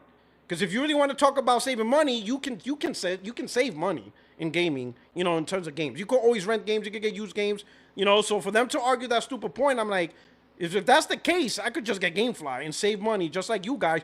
But I have access to day one games in the industry. Everything. Even Nintendo, day and date. So I could have the Switch 2 and play the remake of Ocarina of Time, day one, rental. Ocarina of Time remake, day one. You can't do that shit on Game Pass. You can't do that shit anywhere else, right? So I went to the bet because at that point, I'll be honest, I didn't think he was going to take the bet. I didn't think so. The reason why I went straight to that is because, you know, he tried to pull the how do you know? He's not a how do you know. Motherfucker, are you kidding me? Ain't no fucking way Rockstar would ever put GTA 6 on fucking Game Pass. What kind of stupid shit is that? That's why everybody's still quiet. Everybody's still quiet. The moment say, oh, you know how I know? $100 is how I know. Because then that ends the conversation. If you ain't willing to put it up, but his dumbass actually put it up. Like, what the? I was shocked. I was like, oh, shit, got him. Yo, even Z's like, get out of here. But let's keep listening. Let's keep listening to this. Thank you. Thank you. Thank you. You're welcome. Thank you, dog. Got him. You're welcome. Why, Ricky? You shouldn't have taken that bet. Grand Theft Auto 6 ain't never. Ricky, Listen, that's fucking listen. Got him. Listen. You get shit. Ricky, they sold 150. Ricky, they sold over. Xbox Kool-Aid. Ricky, They sold over 150 million copies. Why the fuck are they going Game Pass day one? I'll drop $200-300 in the show. That $100 ain't gonna save me, but I'm telling you, watch what the fuck happens. Watch what happens. All I'm saying. You're welcome. You're welcome. I'm gonna buy you an Xbox too. I'm gonna buy you an Xbox too. And that $100 gonna go to $70. Ooh. Yeah, but you can't do microtransactions. You're gonna run out of money. You have to come back and make another bet. Sorry. You fell for it, dog. Yeah, listen, $100 ain't enough. You way too deep in Xbox Kool-Aid. No, I'm not. That's the way. That's the way shit's going right now, bro. You probably won't even be able to buy GTA 6 on a goddamn disc when it does come out. Probably gonna be on some download shit. They ain't fucking around. Damn, Ricky. Ricky Brown, you switching the narrative now, big fella. No, I'm not. The point is, watch what happens. You heard what the bet is. What we can do is win. That's what we can do. That's what we can do. He's gonna close his account. Coming out for several years. Yo, everybody's like, yo, I can't believe he did that. Yeah, life is all about taking risk, nigga. I don't Man, this ain't no risk, dog. You guys might not even. What's the point of me talking when I'm gonna talk if I don't believe in what the fuck I'm gonna say? A bitch nigga will back down because he don't believe what the fuck you're saying. That's the problem. It ain't about being a bitch, nigga. It's about being honest with yourself. No, it's about believing in your argument. You are not honest. Yo, let's just wait till it come out. You are not honest with yourself. Let's make sure. Bro, you drinking Make sure you send me the goddamn money. It depends on when that game comes out. Yo, you guys might. Shut the fuck up. How much? I can't. They sold 150 million copies. Yo, notice how. You guys might not even know each other by the time that game comes out. He's definitely gonna pretend not to know me. He's like, who are you? I never met you before. What are you talking about? I'm subscribed to your fucking channel, nigga. I ain't going nowhere. My man, you're gonna pull a D-batch on me, right? You're gonna give me dollar Unity codes. I see how it is when you like my He's gonna give me a 14-day PS. Anyway, Vommy. No. T-Rock, you foul as hell, dog. You ain't have to give it up. He's gonna give me a PS Now year subscription. I'm like, what the fuck? I got one. Fucking seats like you foul as hell. That motherfucker. Hold on, bro. Hold on. We gotta do this. Hold on. We gotta take care of this. We gotta take care of this. Hold on. I'm not because there ain't nothing to play. Hold on. Hold on. Hey, yo, Ricky. There you go. Let me call this. Hey, yo, Ricky, why you ducking me? Hey, yo, Ricky, why you ducking me?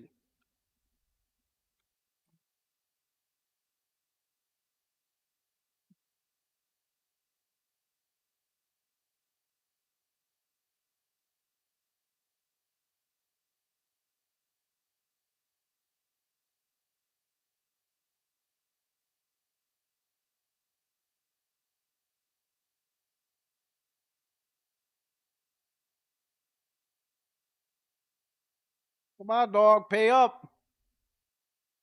What happened? Talking all that shit. What we doing? What are we doing here? On that bitch. I wouldn't listen.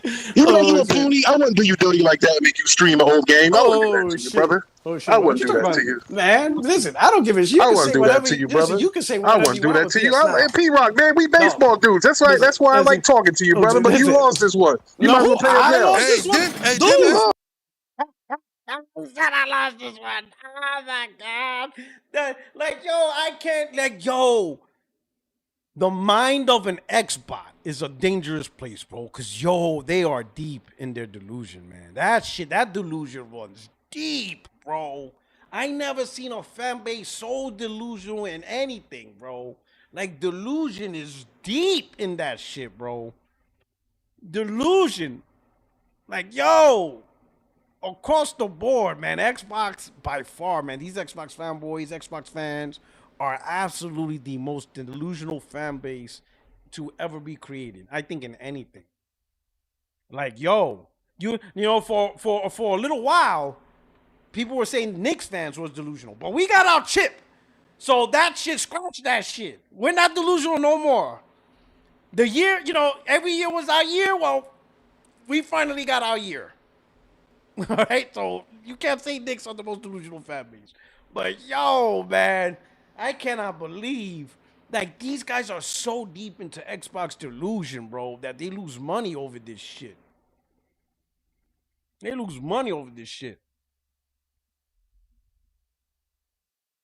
Shout out to Donnell Brown. Greenlight Destiny 3, text to talk sucks. Just shout out to Donnell Brown, man. Let me see. Oh, he says Sony is not going to greenlight. Yeah. I figured when I saw green, I figured you meant greenlight, my brother. But I appreciate the super chat. But I figured you were talking about greenlight. Silverwolf, you're gonna get $1 Game Pass from those websites. Oh man, he's gonna give me PS Now cards, even though there's no PS Now. Yo, I'm telling you, man. Yo, but this was 2021. These was like the last bastion of content. But hey, yo, my man owes me that $100.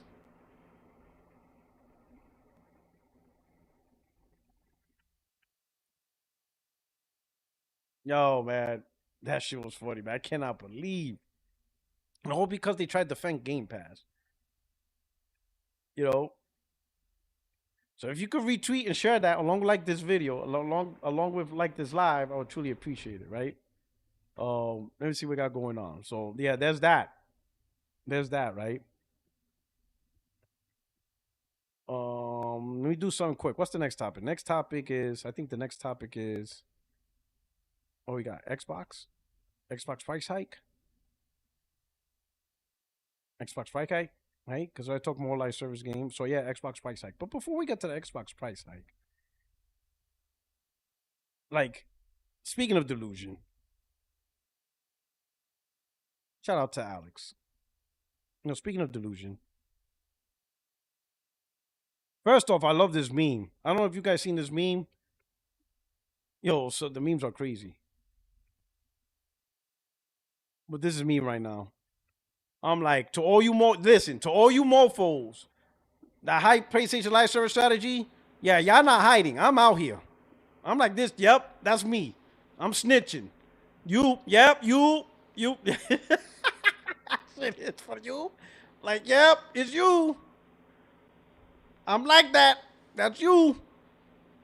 I'm pointing at you, J-Dub. That's me. Looking at me pointing at J-Dub. This is you. You did this. You. That's me. My finger staying on you, J Dub. This is all your fault. And you too, J Barry. I blame y'all. Damn y'all, bro. I can't stand this.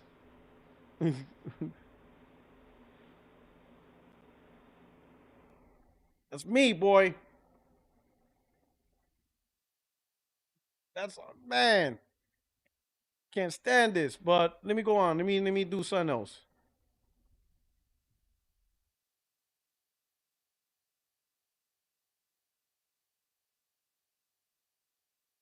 So you know, Alex is anti-exclusive. We all know that. All these PC weirdos, whatever, right?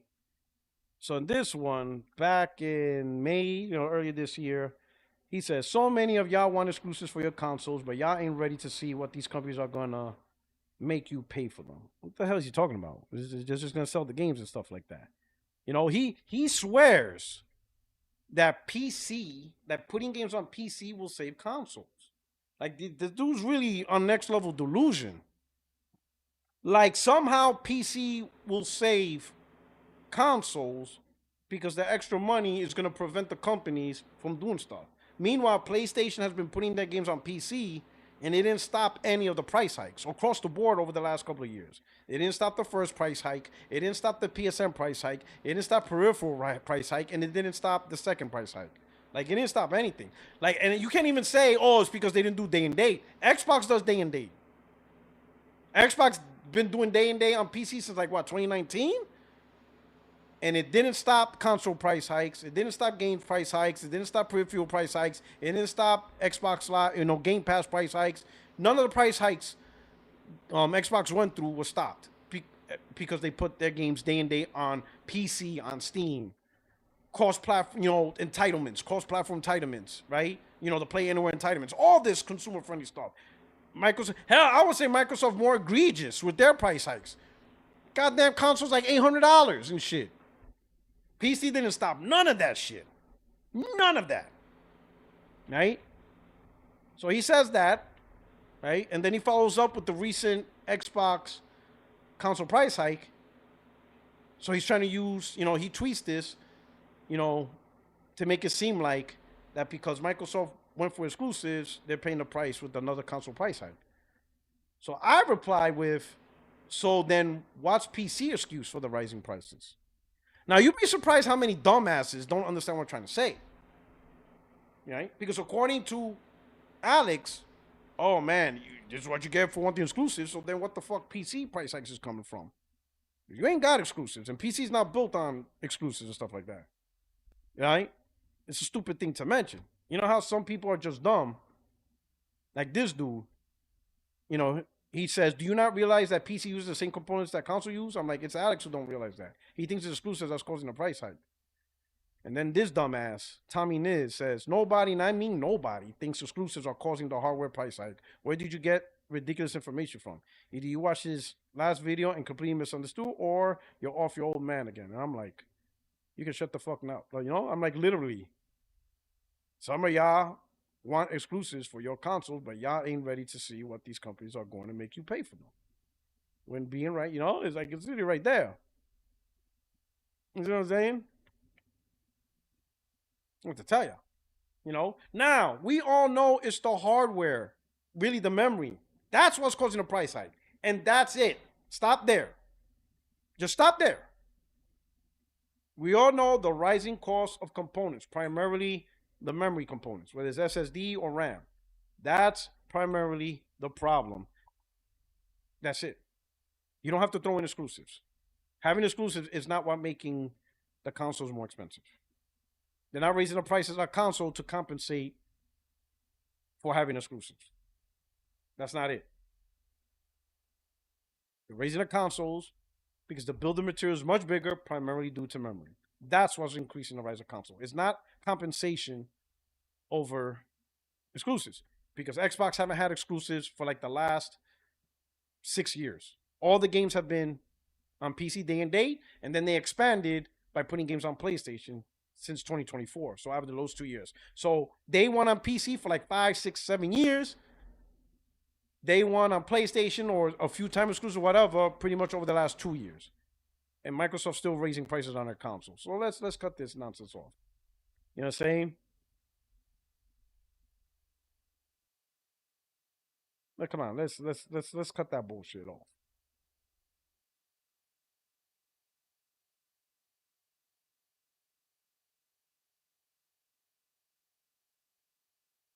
Yeah.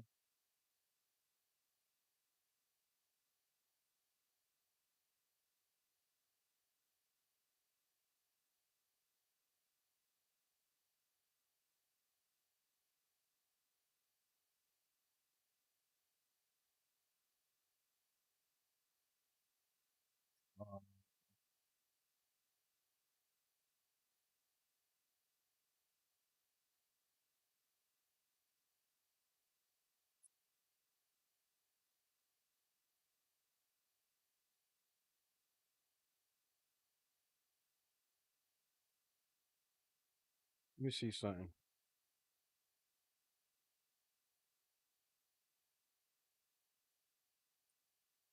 Oh, boo, boo, boo.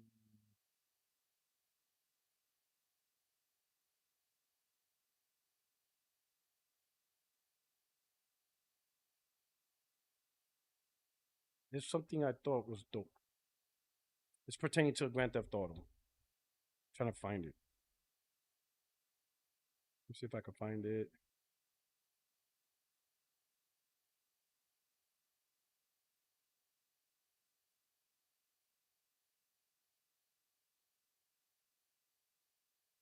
This is dope. Oh wait, here it is. This is dope right here. Y'all seen this? This is dope. This is one of the costumes to Lucia. So that's hot. It's a nod to Scarface. This is, in the movie, Scarface sister wore this outfit, I think, in a club, and Lucia has the same outfit in game.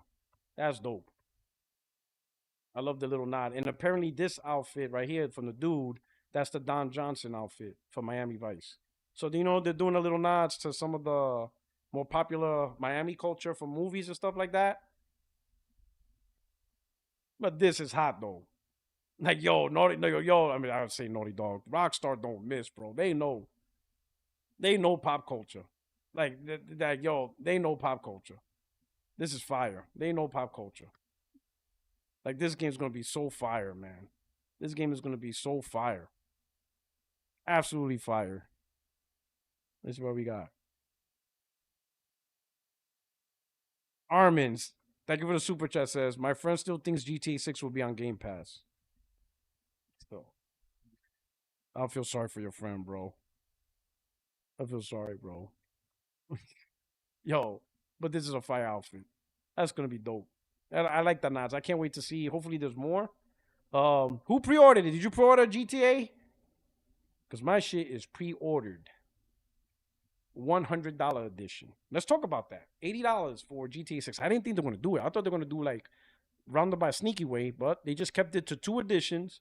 $80 for standard, $100 for like all the shops, the cosmetics, stuff like that. And I see people complaining that the $100 version is the complete game, while the $80 is not the complete game. And I'm like, when you look at what's in the $100 one, there's like tattoo parlors, like tattoos, cosmetics, and some. It's mostly, and I think 2 side missions and stuff like that.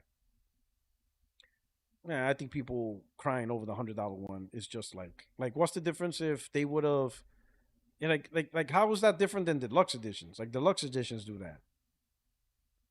You see what I'm saying? Like the stuff, like if you like me, I bought the $100 edition, right? And keep in mind, I normally don't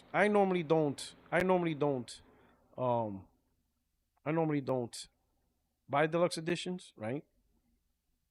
Because there's plenty of deluxe edition games that comes out with like extra map packs, not extra map packs, maybe just extra cosmetics and other stuff. And I really don't care about that. But the reason why I bought it for this one was because like this is a big generational event, man. This is Grand Theft Auto. So I'm going all out. I'm going to enjoy the Grand Theft Auto experience. But I'm not going to say that if you buy the $80 game, you're not enjoying the base game. You're enjoying the base game. You're enjoying what the base game offers. The stuff that's in $100, do you really need it? Not really. Because chances are, like access to the tattoo shops, I probably won't even use it, to be honest. The 2 side missions, hopefully they're decent, but you know, some of the stuff you could probably live without, you know. But I'm just enjoying it, you know. I'm celebrating. It's just a momentous occasion. I mean, it's been 13 years since the last one, right? And this is Grand Theft Auto. It's a big generational thing. Who knows when you'll see the next Grand Theft Auto? Some of us might not even be alive, God forbid, you know. This is a generational event, so I'm enjoying it. I don't buy deluxe editions often, but this one I bought it. And also, if you're a Costco member, and this is US, I think Costco's in other places, but they're offering PSN cards at a discounted price. So they're offering 4 $25 PSN cards. That's $100 for like $86. Or 2 $75 PSN cards, $150 for $126. So I bought the $150 one. So you're getting $150 to spend on PlayStation Store for only $126 cash. Or if you get the $100 one, 88, 86, or $85 cash. So it's like buying any game at a discount, even though it's at full price, right? So take, for example, you buy the $100 one, the 4 $25 cards. You pay $86. Now you take that $100 card and you go buy the $100 edition of Grand Theft Auto 6. You pre-order it, but you only paid $86 cash for it, or debit transaction, or credit, whatever. You see what I'm saying? So you got a discount on Grand Theft Auto. Does that make sense? So go to Costco, get you those cards, right? The $80 that you're going to spend on the game anyway, just spend it towards the Costco card with a few extra bucks, because it's like $86. So an extra $6. I mean, think of it with the tax and all, but anyway, you get your $86. Now you have your $100 worth of PSN, and you get the deluxe edition, and you only spend $87. Cool. There you go. And you'll be good. Now, for those of you outside the United States, I don't know what deals or stores, or if you have a Costco in your location, right? You know, hopefully.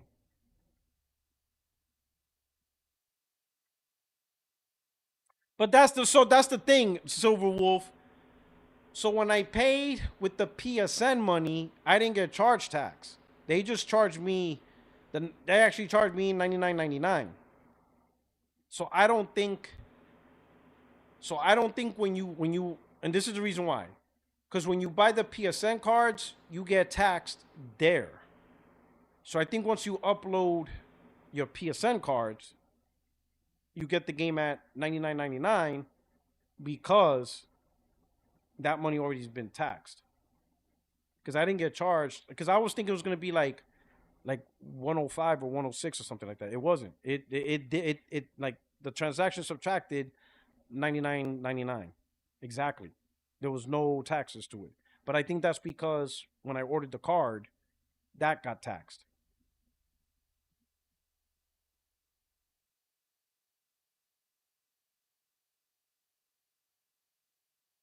Really? You did it with a gift? You did it with the PSN? Because I didn't. I got charged $99.99. I didn't get charged like $105.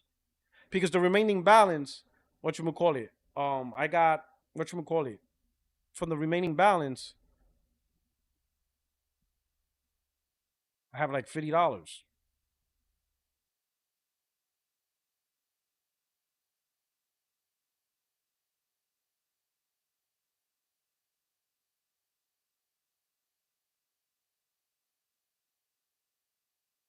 In fact, if I remember, I have $50.01. So yeah. So 150 minus $99.99 is $50.01. So that's what I exactly have. So that I didn't get taxed. On the game.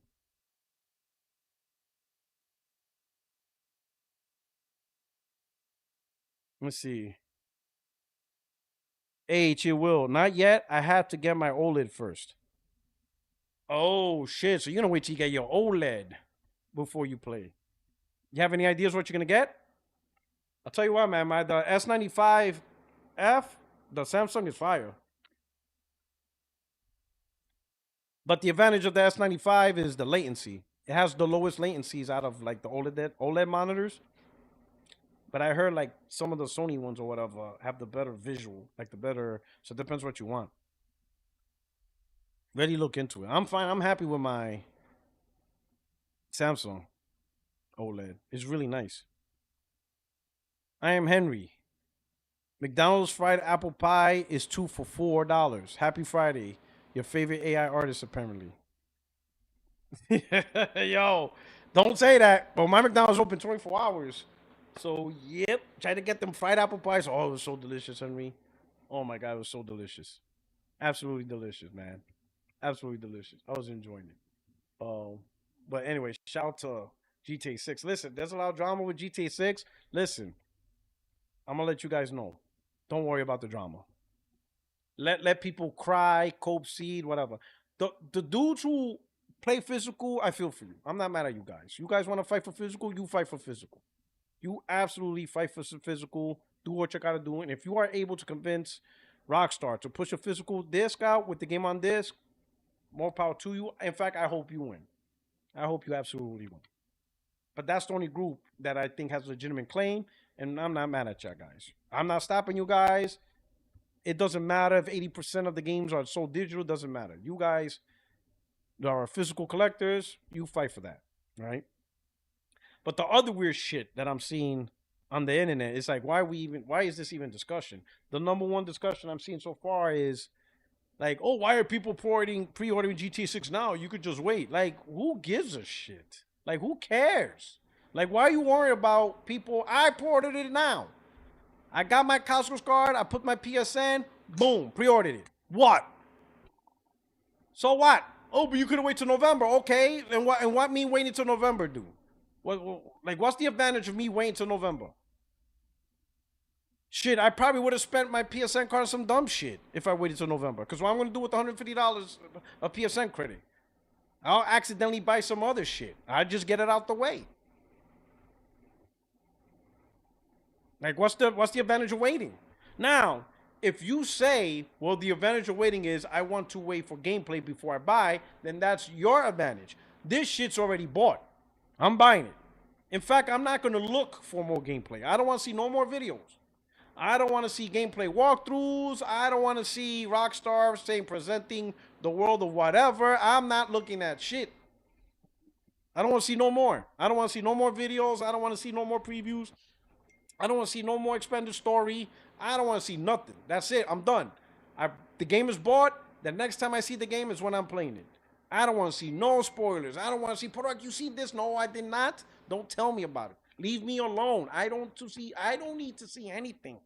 I'm going to see nothing. That's it. I got what I wanted. And I saw the Scarface thing. I'm cool. I don't need to. Don't say shit. Just shut up. Don't make no more videos. If they do a state of play, I'm not even going to do a Grand Theft Auto state of play. I'm good. That's it. I'm going Bird Box. I'm going Sandra Bullock on this. I'm good. I bought the game. I only want to see anything from the game is when I'm playing it. That's it. I don't want to see no gameplay walkthrough, nothing. I'm good. I'm good. I'm Gucci. I'm Gucci. I'm Gucci. I'm Gucci. I'm Gucci. I'm straight. Don't come to the chat, say, oh, Puertorock, you can. I'm not reading your super chats. Don't super chat me about the game. The moment I think you're telling me something, I'll be like, sorry, dog. I'm going to have to refund your money or something. Don't do it. Leave me alone. Leave me alone. Déjame quieto. I'm good. Just let me enjoy the game November 19th. Don't super chat me. Don't at me on Twitter about anything GTA 6. We're good. We're good. I'm good. I already bought the game. It says 143 days and counting on the thing. I'm good, man. I'm playing the game. I already bought it. Listen, you don't have to sell something that's already been sold. At a certain point, you just back up and just, that's it. Like, what more info do you want? Like, if you guys already pre-ordered the game, you don't have to worry about more info. Just, it's better that you don't know nothing. So you can get all that experience from actually playing the game. I don't want no more spoilers. I don't want to know any more little, pop culture stuff from Miami. I'm good. I don't want to know they have Bad Boys DLC content. I don't want to know nothing about that. Just leave it alone. I don't want to know if Will Smith and Martin Lawrence is in it. Just leave me alone. Like, just tell me nothing. I got the game. I already bought it. I just need to play it to experience what's in there. And I'm good. We're good. Right? Keep it just, we don't have to talk no more. The next conversation we need to talk about, really, if we're going to talk about it, is the frame rate. And they've been quiet on that. They've been very cryptic on the frame rate. You know, they said the PS5 Pro is enhanced performance and higher FPS or whatever, or more stable FPS, right? There's a lot of conversations. Now, that's becoming the big conversation. The big conversation has been whether or not this game is 30 FPS. It has 60 FPS. I think it has 60 FPS. In fact, I'm going to be honest. I have a feeling it might be 60. Like, now that I sit back and think about it, and this is me. This is me just thinking about it. This is going to be one of the biggest games for Rockstar, right? And I know some people will say, many people, everyone will say, a lot of people will say, that Rockstar always launches their games at 30 FPS. But that's because the consoles weren't really 60 FPS consoles, at least for games that big. Now, majority of the games are 60 FPS, at least with a performance level. Majority. There's only very few games that you probably could count on one hand that does not have a 60 FPS performance option, right? And I'm thinking, would Rockstar risk releasing a game that you can't play on 60 FPS? Would those developers really do that, right?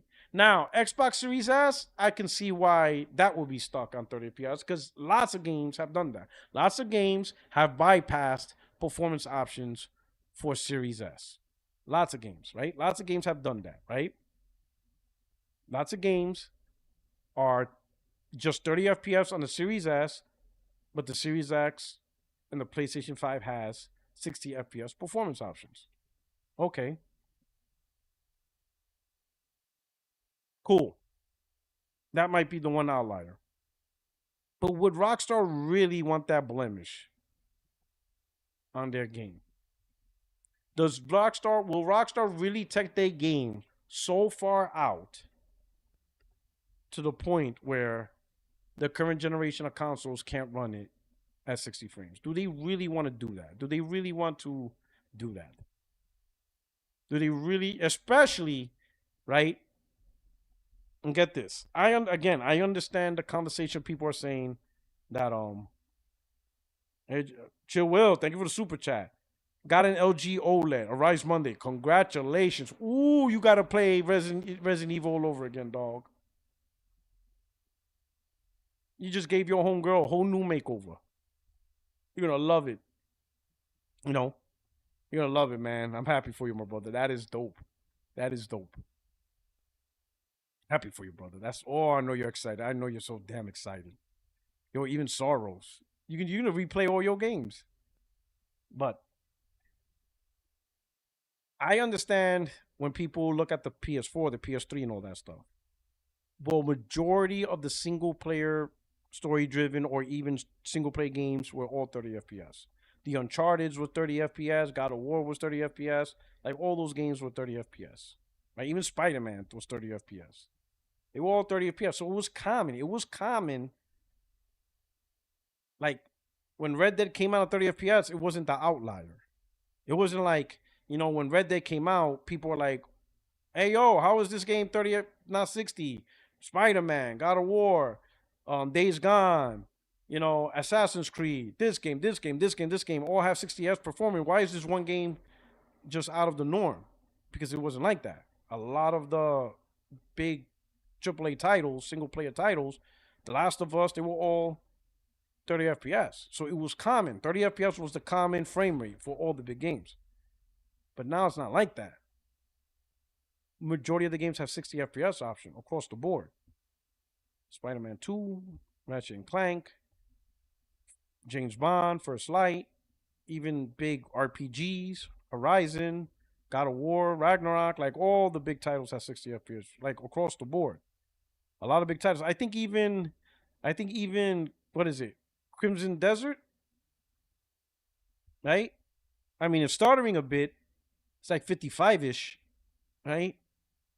Correct me if I'm wrong, but even Crimson Desert, and that game is like ridiculous. Granted, they had to optimize it, but even that game's running in the 50-ish. They're trying to, get into 60 frames.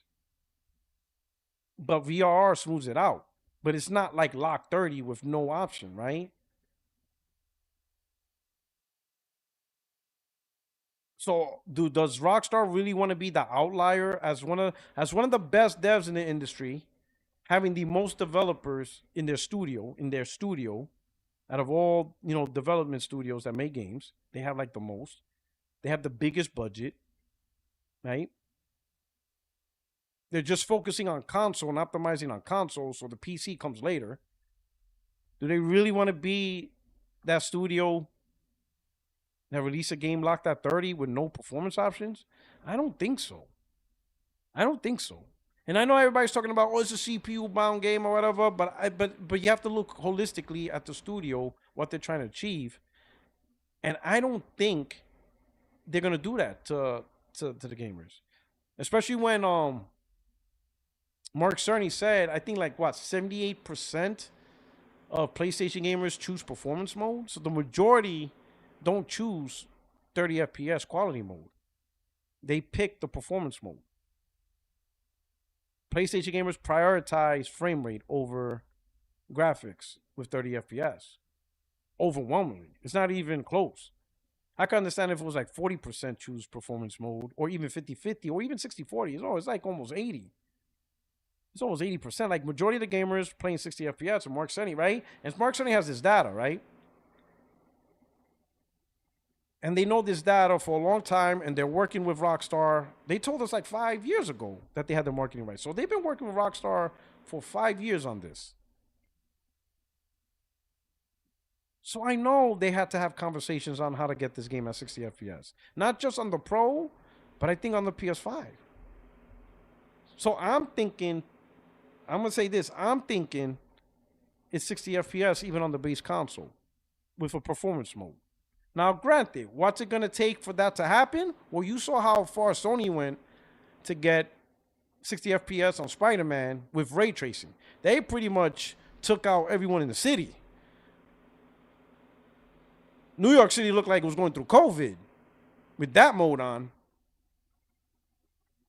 The remastered at 60 FPS with ray tracing, that shit looked like it went through COVID, dog. That shit was COVID. Everybody was on quarantine in that game. There was nobody in that motherfucking city. There was no cars. There was hardly anybody. If you go through the bank robbing mission, that was the only people on the street, was the actual bank robbers. That shit looked like COVID-19. That's how much stuff they stripped to do that, right? So maybe, they could do a lot of stripping. Maybe that's what it take or whatever. They don't have a really condensed city, and that happens. But that shit looked like COVID-19. But I don't know. Something tells me, now that we're getting closer, that I think that 60 FPS is not just with the Pro, but I think they're gonna try to get 60 FPS at a minimum 40 FPS on the base console and 60 FPS on the Pro. Maybe unlock frame rate, like on the PS5 Pro with VRR, and they unlock the frame rate, and it hovers around 55, 52, in the 50s.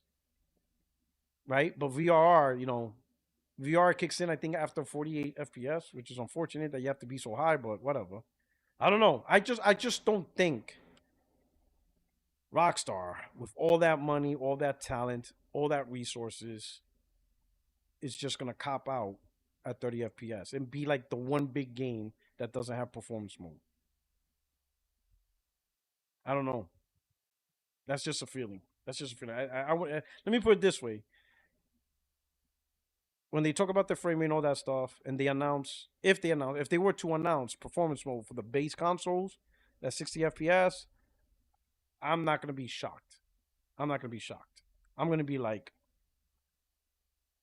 Yeah, they're not going to do that to themselves. They're not going to give themselves a black eye because I think it would be a black eye, right? But with that black eye, you got fanboys in this community that hope that the game is 30 FPS, which is sad. Primarily PC gamers, they're the number one fanboys. They're hoping, they'll be like, "Oh, my prediction." No, they want the game to be 30 FPS on consoles. They could talk shit.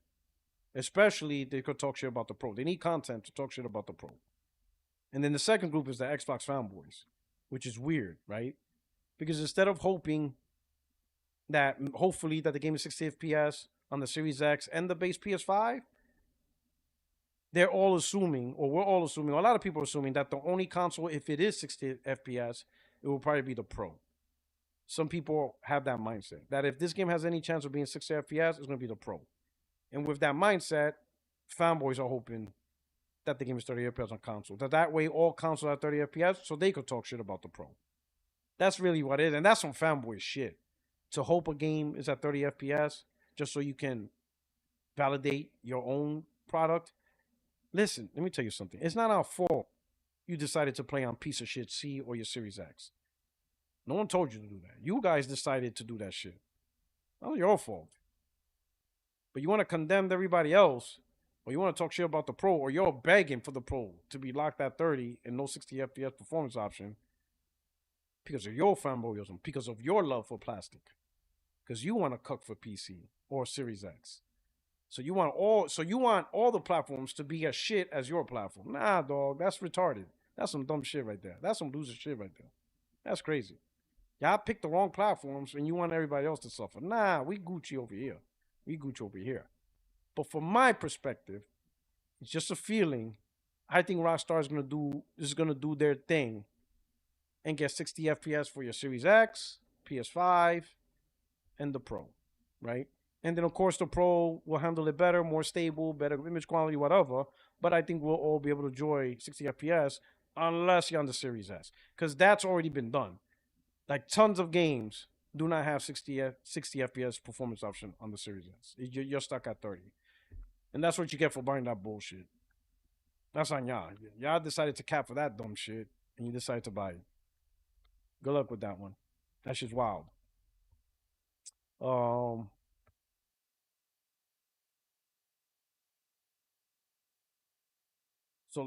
we'll talk about Xbox price hike. Oh my god. Like, yo. Let me read this. Let me read some super chats right here. Let me read the community. Glassdoor Gamer, thank you for the super chat. Xbox content creators trying to make PlayStation taking of movies that are being pulled from by another company a news story. Going to get an OLED with PS6. I just saw that. Something about movies being pulled. Whatever the fuck.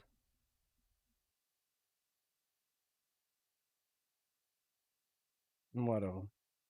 Hey, Chill Will. What's up? Thank you. Super Just says, Henry said the same thing. Y'all know me so well. RE9 first, then Sorrows. Absolutely. And your boy, you're going to love it. You are going to love it, man. I'm happy for you, man. Yo, because when I started playing my OLED, I was like, because I had a Samsung QLED. That's the TV I bought in 2020 with my PS5 because it had the HDMI 2.1 and QLED was nice. Now, people ask why didn't I buy an OLED at that time? But at 2020, there were still discussions of burning. Now, I know a lot of people were saying like, oh, the odds of burning on an OLED is rare. The problem is, like my TV, I don't use it for movies. I don't watch movies at all. I rarely, if ever, watch a movie in my man cave. If I watch a movie, I'm in the living room or I'm upstairs in the bedroom with my wife, whatever. But I really don't use my TVs for movies. So I don't get, I don't do that.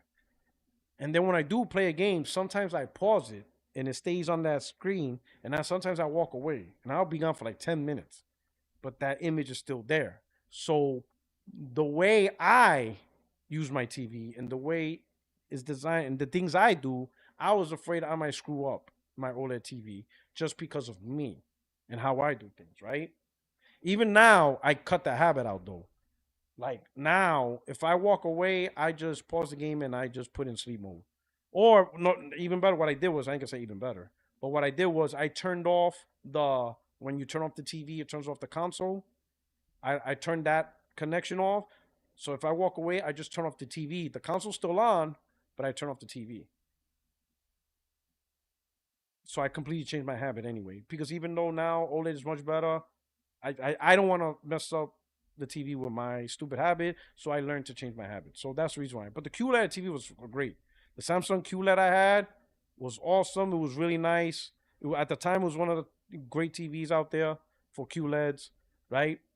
Again, low latency, all that stuff. That's what I've been playing on while I was in California. But then I came here.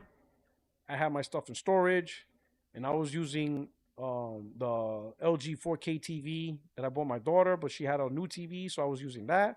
It was the 4K LG TV that I bought in Europe during the pandemic.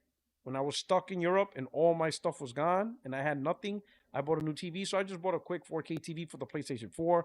I didn't really need a 4K TV, but it was cheap. It was like $200. I'm like, all right, fuck it, I'll just buy it. But that TV sucks, man. No VR, no 120 hertz, none of that shit. That nothing gaming, bro. And I was playing, games on that shit, and I just couldn't take it no more, man. I couldn't take that TV no more. I said, I'm buying me a new TV. I can't take this shit. I can't take this bullshit. I'm like, I can't take this bullshit. I got the Pro, and I'm playing on this shit. That's why I'm like, yo, bro, shout out to people playing on 1080p TV. Shout out to Sean. Shout out to you, Valkyrie. I can't do it, bro. I'd rather eat ramen noodles for like 6 months. Shout out to you guys. I can't do it, dog. Yo, that OG TV was dog shit, man. I'll be honest. I probably didn't notice because I was on the PS4. I wasn't even on the PS4 Pro. I'd never bought the PS4 Pro. So I was just on the PS4. So I guess it was fine because I was on the PS4. But, bro, going back to TV on my Pro, yo, that shit was a heartache. That shit was an emotional event for me, bro. That shit was emotional. I said, yo, I don't give a shit if I got a TV in storage. I'm buying me a new TV. My wife's like, yo, go ahead, you whatever. I'm like, for real? She's like, yeah. Boy, I went in my phone and I ordered this TV so fast. Boy, I ordered that shit fast. But I couldn't do it, man. That OG 4K. I mean, it's a decent TV for shows and movies and stuff. But for gaming, oh my, got none of the features, man. No VR, no auto low latency mode, 60 hertz. I was in pain, dog. And I played Clear Obscure like that too. And I beat the game on that TV. I beat a couple of games on that TV. I'm probably gonna have to replay Clear Obscure to see the full beauty of that game. I missed out. You just bought a new 16K TV. You lying. Hold on. Let me read the super chats. Gordo P23. The only reason people think it's going to be 30 FPS is because of Digital Foundry. It just goes to show how much influence they have in the industry. That's a good point, man, because they did talk about CPU-bound games, right? But just because a game is CPU-bound doesn't mean a company's necessarily going to go to the super extreme and not balance the game out for 60 FPS performance. Especially when that's the norm now. 60 FPS on consoles with this generation consoles is the norm. It's not like PS4 or PS3 days where 60 FPS, where 30 FPS is the norm. It's not the norm no more. The data shows most gamers play at 60 FPS. And I would imagine it's the same on consoles, specifically the Series X. Series S, yeah, you're screwed on that one.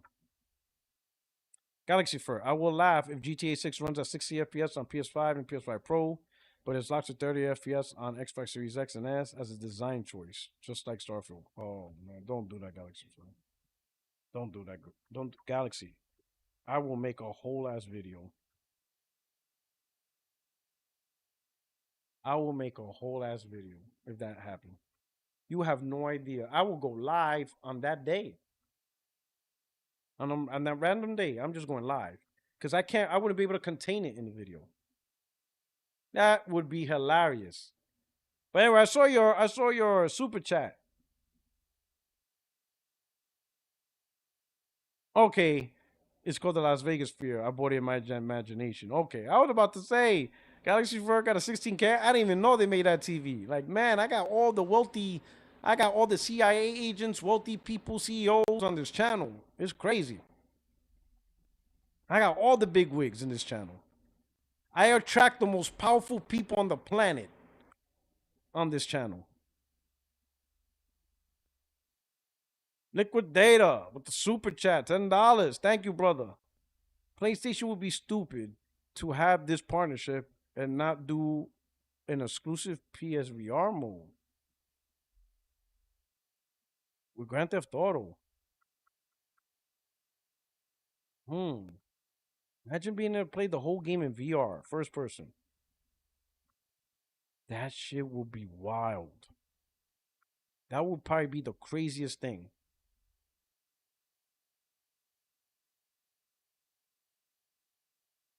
But I don't really know. Man, that would be wild. That would absolutely be wild. That would be fire. That would be huge. Imagine PSVR 2 being the only VR that plays Grand Theft Auto 6 in full VR mode. I think that would be huge for VR. That would be absolutely huge. One could wish, right? But right now, man, it's about that frame rate. It's about that frame rate. But let's talk about something else. Let me see. Let me get this.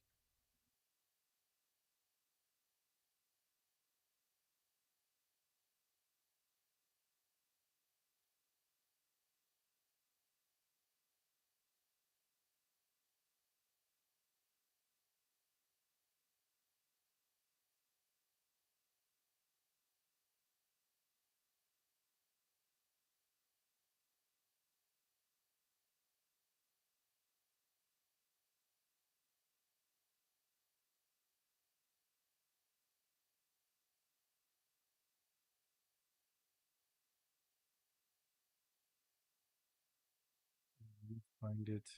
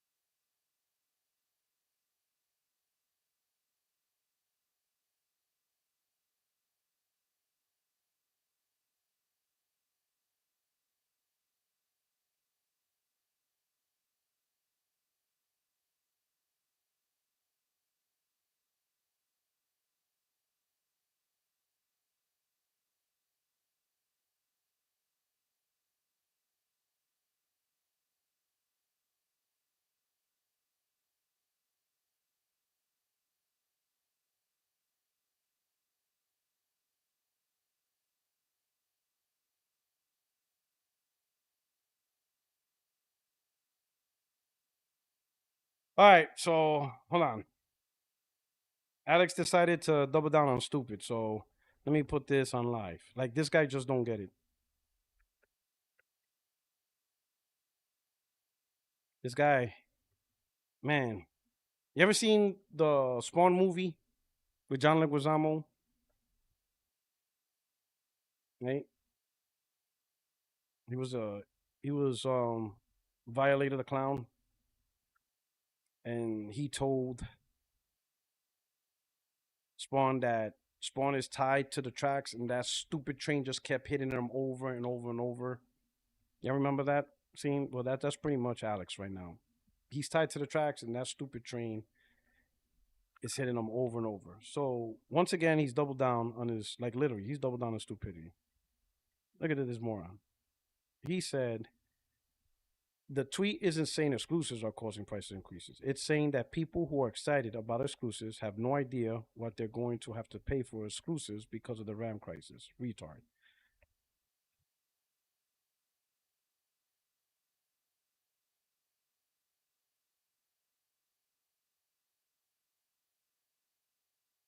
Like, I don't know what the fuck is happening in the Florida education system. Like, dummy, whether you care about exclusives or not, you're getting hit with the RAM crisis. Doesn't matter what reason you're into gaming. For all you could just care about Fortnite and no other game. You could just care about Madden. Hell, you could be like, hey, I'm just buying hell, some people are just buying the PlayStation or Xbox console just for GTA 6. And that's it. That's all they give a fuck about. And they're getting hit by the RAM crisis. So what the fuck is wrong with you? Okay? The exclusives have shit to do with anything. Whether it's exclusives, multiplats, or just one game. RAM crisis. That's why I said earlier in the show, just say people are getting hit because of the RAM crisis and stop there. No other reason. Because of the, like, I'm pretty sure people, if a person goes, I'm buying a PC because of mods, guess what? You're getting hit for the RAM crisis. So I guess I could say, oh, you have no idea what you have to pay for mods. Does that make sense?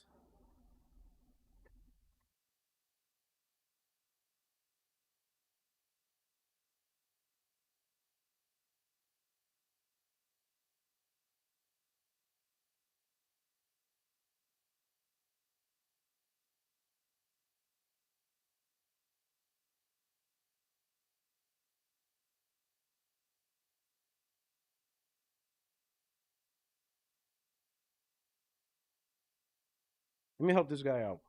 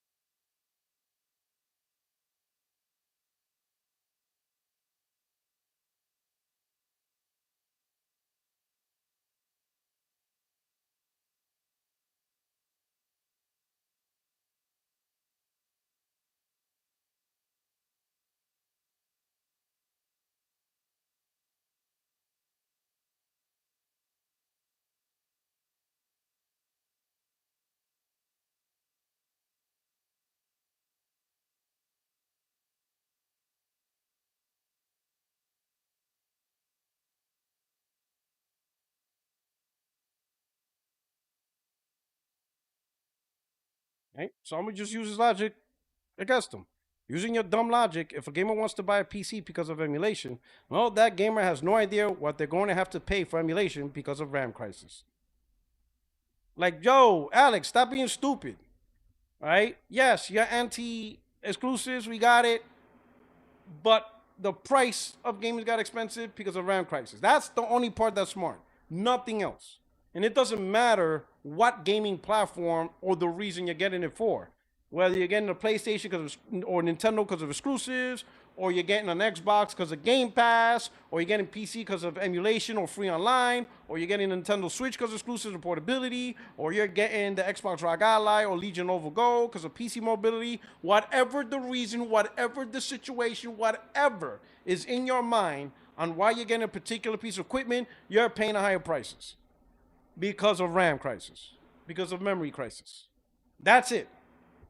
The reason why you pick that particular hardware isn't the reason why you're going through a RAM crisis.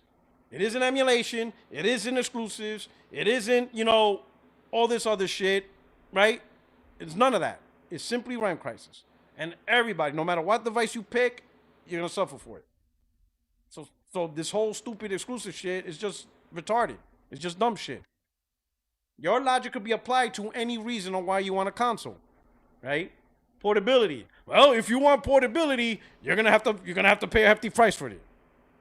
Oh shit! I want emulation. Well, if you want emulation, you have to pay a hefty price for it. Shit! I want Game Pass. Well, if you want Game Pass, you have to pay a hefty price for it.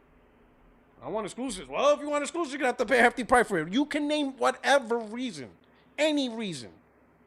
I'm picking a platform for whatever reason you want. you're gonna pay a hefty price. But it isn't because of that reason. It's because of the memory, the RAM crisis. That's what's causing it. Nothing else. This is why it's ridiculous, bro. Like for real. Even the people fucking telling them, like, no, even they're like, what the fuck is he talking about?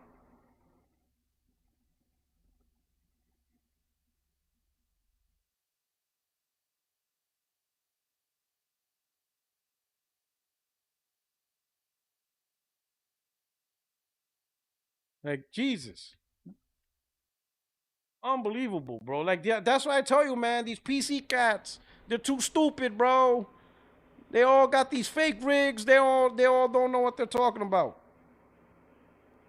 They got, you know what I'm saying? They're just mad dumb.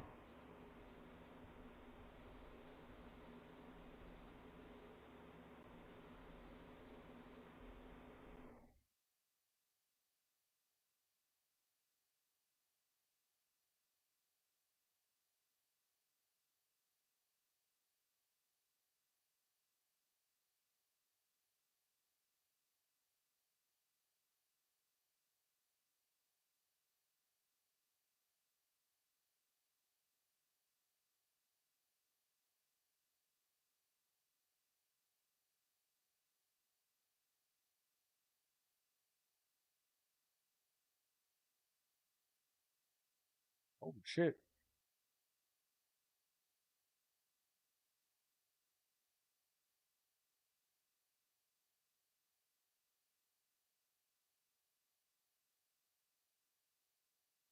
Ooh, there's a little good conversation between Coffee and check this out. Right here, Gaming Addict. Right here says, this is the reason they are working on the image of needing to own Xbox.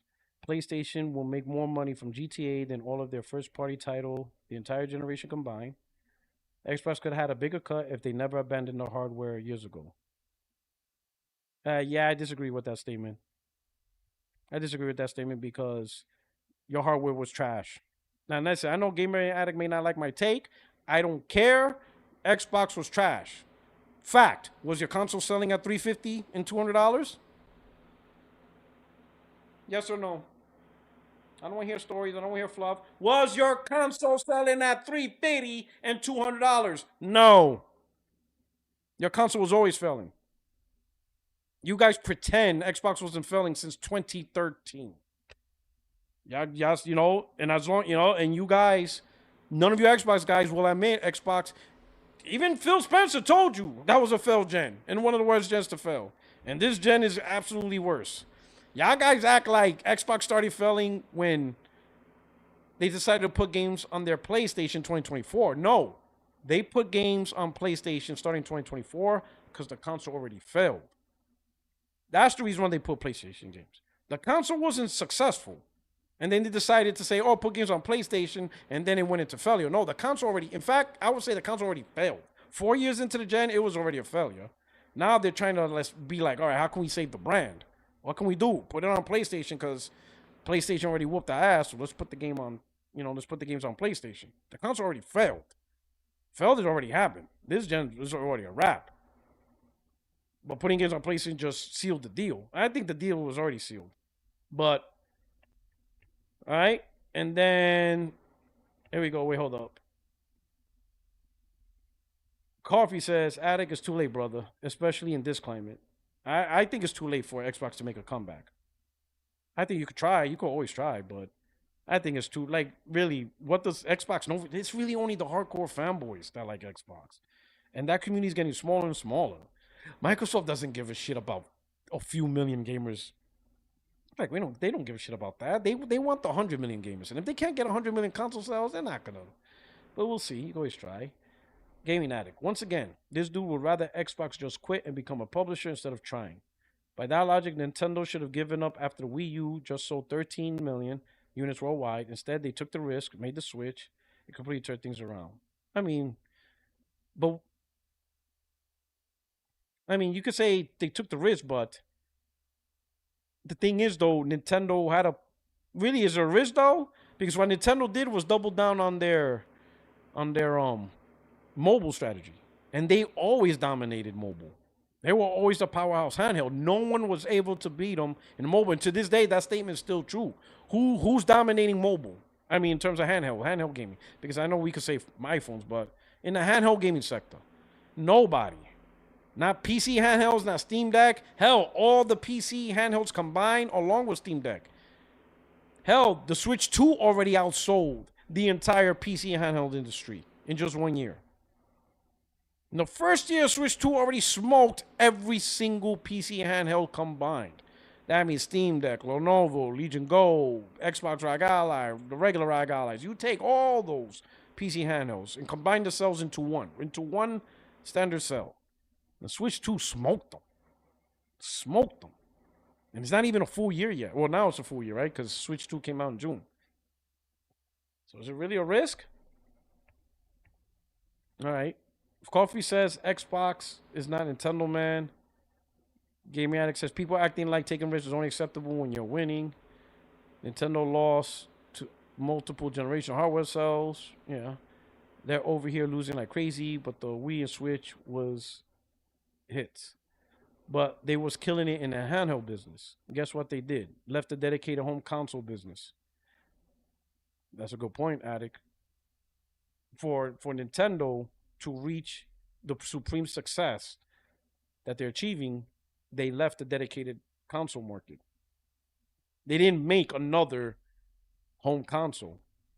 They left. That's a good point. Nintendo left the console market, the standard traditional home console market, and they took what they normally do for mobile and decided, you know what? It'll be a mobile platform, but you could connect it to a TV. And we'll just name it the Switch. And it worked. Gaming Addict. It's not really about numbers. It's all about the numbers. The numbers is what really matter. At the end of the day, would you rather Xbox keep trying to compete and attempt to come back, creating more competition in the industry? Would you rather they bow out and leave Nintendo PlayStation as the only major console makers? I mean, that's a pointless question. Nobody's gonna say, oh no, we would just rather have them bow out. Or at least, maybe the fanboys. This is not about see, Gaming Addicts suffering from the same thing all Xbox fanboys. They want to feel stuff. It's like, of course, people want, competition. It's just we just living in reality. Like, people just gotta stop hope and prayers. Hope is not a course of action. Like, there's no hope and prayers in this. It's reality. Like, what is happening and what is the most likely outcome? That's all people are really talking about. It's like, so when Coffee says, that shit is over, he's not saying from a perspective of feelings or that he wouldn't like. At least, I don't want to talk for him, but I would imagine he's not advocating for Xbox to bow out. It's like looking at a building that's halfway on fire. This building's cooked. That shit's just going to collapse your building and you got to, it's done. We're just looking at things from a perspective of reality. All these Xbox gamers, y'all just looking at things from a hope perspective. I mean, okay, sure. If you want to hope things do your thing, you can, but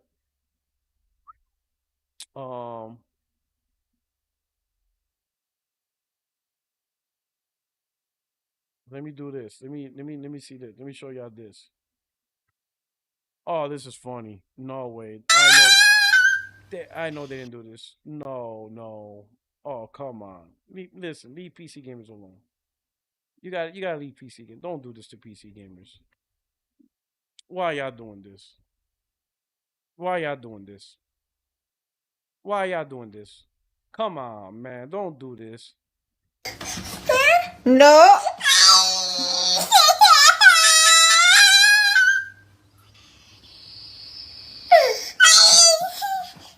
No.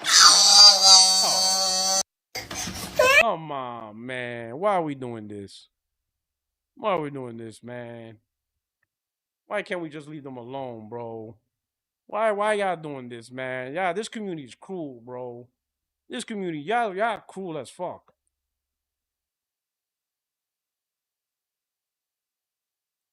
Liquidator, thank you for the super chat. Says, remember, they made an FPS mode for GTA 5. Yes, they did. They absolutely did. But it'll probably be a while for that VR though. It will probably be a while because maybe that'll take a lot of effort. Now, man, leave PC gamers alone, bro. They're gonna be in a bad place in November. Glassdoor Game with a super chat. For a minute there, Alex thought Xbox was back. It's fucking brain rot in this motherfucker. Unbelievable. Glassdoor Gamer. Valve has exclusives. Them shits is old as hell. What happened to Half-Life 3 to help sell the Steam machine? Glenza. Mexico soccer fans were chanting about Satya. Damn, what? Were they? Yo, Glenza with these jokes. Glitchy. Texture. What's up? Thank you for the super chat. Hey, P-Rock. Love the show. Do you think we will get an official word from Sony if they are delaying the PS6? Well, technically, the PS6 was never officially announced for 2027. So technically, they don't have to use the word delay. They could like word and change it to make it not look as bad. Because technically, there was no official announcement of a PlayStation 6 launching in 2027. But I think they don't have a choice, man. In fact, I think we might see another price hike next year. I think they're going to leave because they did a price hike early in the year. And I think they're going to leave the rest of the year alone because of GTA 6 and to get us more sales. And we're going to talk about NPD, Circana. It's crazy. But you might see another PlayStation 5 product price increase. And if we do, if we see in 2027 more PlayStation 5 price hikes, you can scrap PlayStation 6 at least in 2027. Gordo P23. Asha must have known that this price increase was coming before making Gears exclusive. How does she expect to sell an Xbox at $800? Gears not enough. You know what? We're going to get into that. But again, man, listen. I'm going to say this again. Y'all need to leave PC gamers alone, man. Don't do this. No.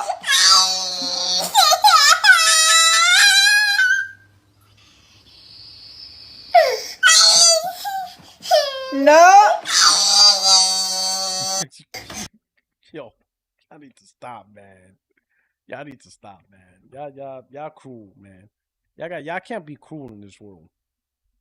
Y'all really cruel.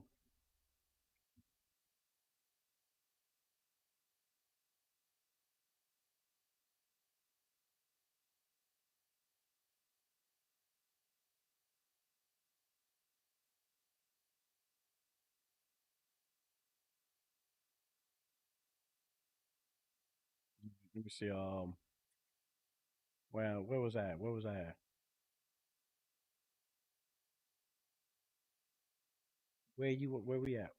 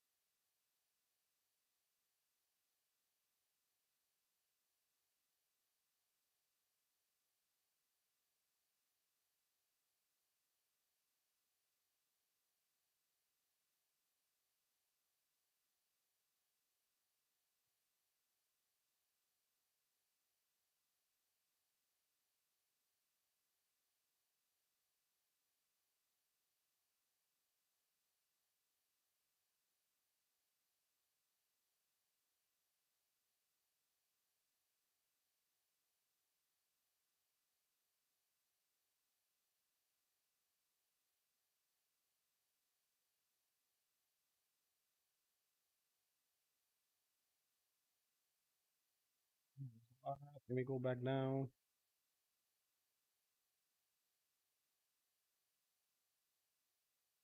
Oh, let me present you dummy of the day. Since we're on the topic of Xbox price.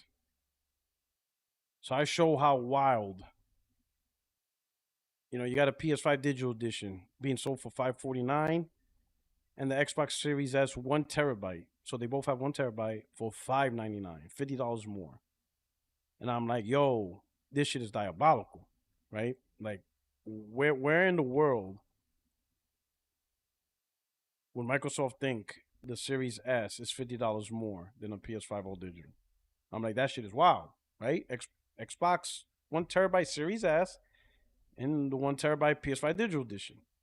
Look what this dummy said. Yes, a product weaker and without a physical disk drive should be cheaper, dumbass.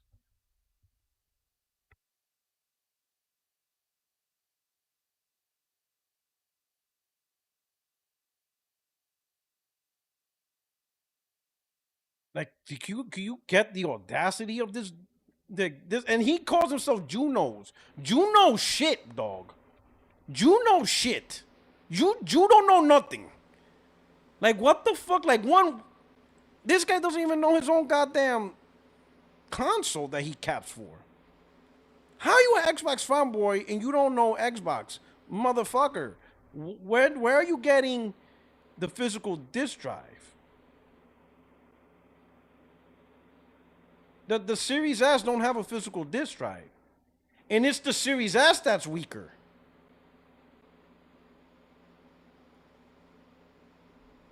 The fuck is happening here?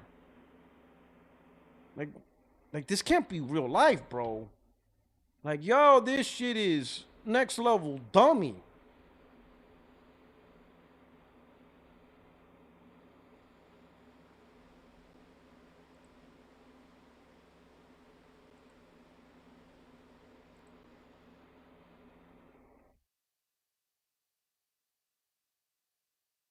I don't know, bro.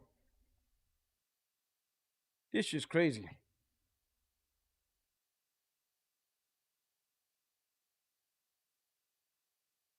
Diabolical. Oh, here we go. So right here. Yo.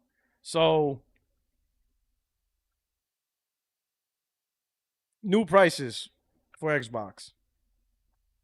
$750 for Xbox Series X. So the Series S, 512 gigs. I don't even know why they're making 512 gig Series S. What the fuck are you gonna fit in that? But anyway, goes from $349 to $449. The Series S 1 terabyte, $399 to $549. That shit is wild. $549. Series X 1 terabyte digital, $549 to $699. And the Series X 1 terabyte disc edition, $599 to $749.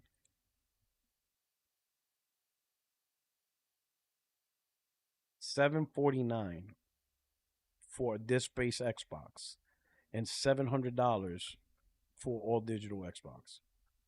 The Xbox all digital 1 terabyte was the same price as a launch PS5 Pro that had 2 terabytes and much better hardware. And people slammed the PS5 Pro.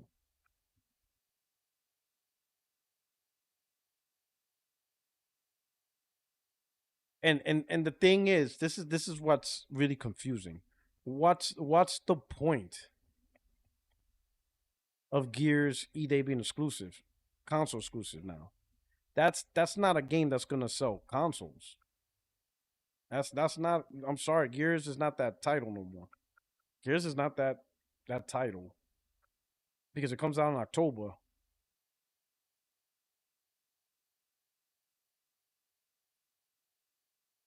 And Gordo brings a good point.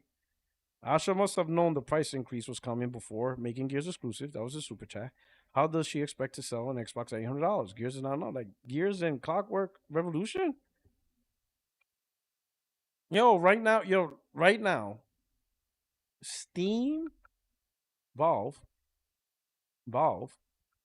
with their Steam machine and Xbox literally made PlayStation look good even with the price increase. Because the price increase is going to be challenging for PlayStation to sell. We all knew that. It was going to happen, and we'll talk about it when I get to the next segment. But when you see what are the options, And people thought Steam Machine might be a disruptor, but that sucker is $1,000 with no controller. Get no goddamn controller. And the Steam Machine is getting smoked by the base PS5. That shit's getting smoke checked by the base PS5. And then Xbox pulls this bullshit. Because you could get a base PS5 for $549. Which is cheaper than the 1 terabyte digital Xbox Series X. Which is $699. So that's $150 cheaper than the counterpart Series X. It's like, yo. And if you're dropping $749 for a Series X 1 terabyte, I mean, you get an extra terabyte and much better performance with the Pro. It's like, yo, it's crazy. Series between Xbox and Steam, y'all found a way to make PlayStation look good in this climate of rising prices. Like, bro, now some people, of course, it's just funny, right? When PlayStation rose their prices in April, we talked about it in March. And then it happened in April. It was like 2 weeks prior. The conversation was about PlayStation. How it's going to impact PlayStation. Get your PlayStation console right now before the price kicks in. All that stuff. But the conversation was about PlayStation with the price hike. The price hike kicked in. It was all a conversation about the price hike for PlayStation. So now Xbox raises their price. The conversation should be about Xbox raising the price. But no, they want the conversation to still be about PlayStation with them saying, well, PlayStation's going to do it too. When PlayStation rose their prices, people weren't saying, oh, Xbox is going to do it too. The conversation was on PlayStation. But now that the light is on Xbox with the price hikes, they don't want it to be on. They want to talk about the potential price hike of PlayStation at some point, somewhere. The hell's going on here? The fuck is we talking about? When PlayStation had its price hike, we were talking about PlayStation. The combo was on PlayStation. I even said at a $900 price point, I can't honestly recommend a Pro with potentially the next gen being so close to 2027. Now, I don't think that's even a thing now, but you know what I'm saying? We kept the combo on PlayStation. We didn't say, oh, but let's talk Xbox and its future price hike. That's just, we didn't bring that up because if it happens, it happens. If it don't. But that's just, who cares? We're talking about what's happening now with this platform. Now we're talking Xbox price hike, which is egregious. It's actually, it's like literally egregious pricing. Stay there. But no, they want to bring up PlayStation and potential future price hikes sometime, somewhere, somehow in the future. No, the Xbox price hike is what's happening. And it's going to get into effect, what is it, August 1st. So you really have July to buy an Xbox before the price hike. But here's my thing, though. Buy what you want. But I personally think buying an Xbox is a stupid decision at this point in time. And the reason why I say that is because if you were an Xbox gamer, then you probably would have already bought an Xbox with your library and your Xbox library, whatever. If you didn't buy an Xbox 6 years into the gen, it's probably because you're not really an Xbox gamer. 6 years into the gen, you're just probably a casual who's just been playing on the console, on whatever you've been playing on, and now really it's really just about Grand Theft Auto 6, really. That's what I have a feeling. I have a feeling so many people buying the consoles now is really because of Grand Theft Auto 6. But whatever. But to buy an Xbox now, when the brand is at its worst, like, you don't know what the future of Xbox brand is. And I'm not talking about the simple media future of whether they release a console because of memory, RAM crisis, all that. I'm talking about the brand. You don't know what direction they're going to take the brand. They might end up just canceling all hardware and say, you know what? It's just not worth investing in hardware anymore. So we're just going to, you know what? Between the RAM crisis and the fact that we can't sell hardware to begin with, can't even sell $200 Xboxes, $350 Xboxes, but they're going to sell $1,000, $1,500 Xboxes? They could just be like, we're just going to focus on PC architecture and putting out games on other people's hardware. Let them deal with the RAM crisis. We don't want no part of it.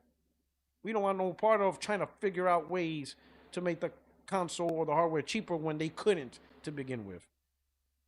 And people hardly buying it. They could just be like, we're just done with this. There's just no reason to keep fighting and keep struggling or to keep worrying about it. They could just move on and just be done with it. You don't know what Xbox is ultimately going to do. So to invest in Xbox now, when it's at its crisis and the whole brand is in the gutter, and you have no idea what they're going to follow through, like the whole brand's in the gutter. It's like I said before, they're stewing in shit. And you want to jump in shit right now? It's like trying to get on the Titanic after it hit the iceberg. Like, why are you even here? How did you get on this ship? Like, you already hit the iceberg and you're trying to get on the Titanic? Like, that makes no sense. You're trying to buy a ticket and get on the Titanic after it hit the iceberg. That shit is weird. This shit hit the iceberg. You have no idea what's going to happen. This whole brand is in the shitter. Xbox is in a complete shitter. This is not a brand. It's not a solid brand that is stable but having problems. It is not stable. This motherfucker, you know what I'm saying, it's in jeopardy and shit. This shit's the Hindenburg. You know what I'm saying? This is Leonardo DiCaprio that can't find a patch of wood to float. No shit hurting. This is brand damage. This is logistics damage. Like global impact. The Xbox is in less places around the world. Less areas to sell to. Your console selling like shit. Your CEO's like, you're being subsidized because you ain't really making money. Like, this shit is just wow. Like, it's complete brand damage. The whole division is in the shitter. And they're trying to figure out how to resuscitate this sucker. You know? And it's going to need more than a shot of adrenaline to wake this sucker up. It's like in an overall bad possession. See, Sony, the brand is strong, but it has issues. But that's the difference. Like, the live service strategy is just simply not working. That's their main issue. Live service strategy hasn't chalked up to what they expect it to be. And also Bungie. I wrapped that up into one category. Live service strategy, which includes Bungie. Bungie probably being the bigger part. But whatever games they tried to develop, they canceled. Bungie's not working out. So PlayStation is not in a bad spot. Their live service strategy is in a bad spot. But PlayStation as a brand, as a division, as a company, not Sony in total, but just PlayStation, they're the strongest it's ever been. They're making more money. Like, even when Bungie messing up their money, they're still profitable. You know, when you lost almost $1 billion on Bungie because of depreciation or whatever they want to call it, impairment loss, and you're still profitable, you're making money. They're making more money than they ever did.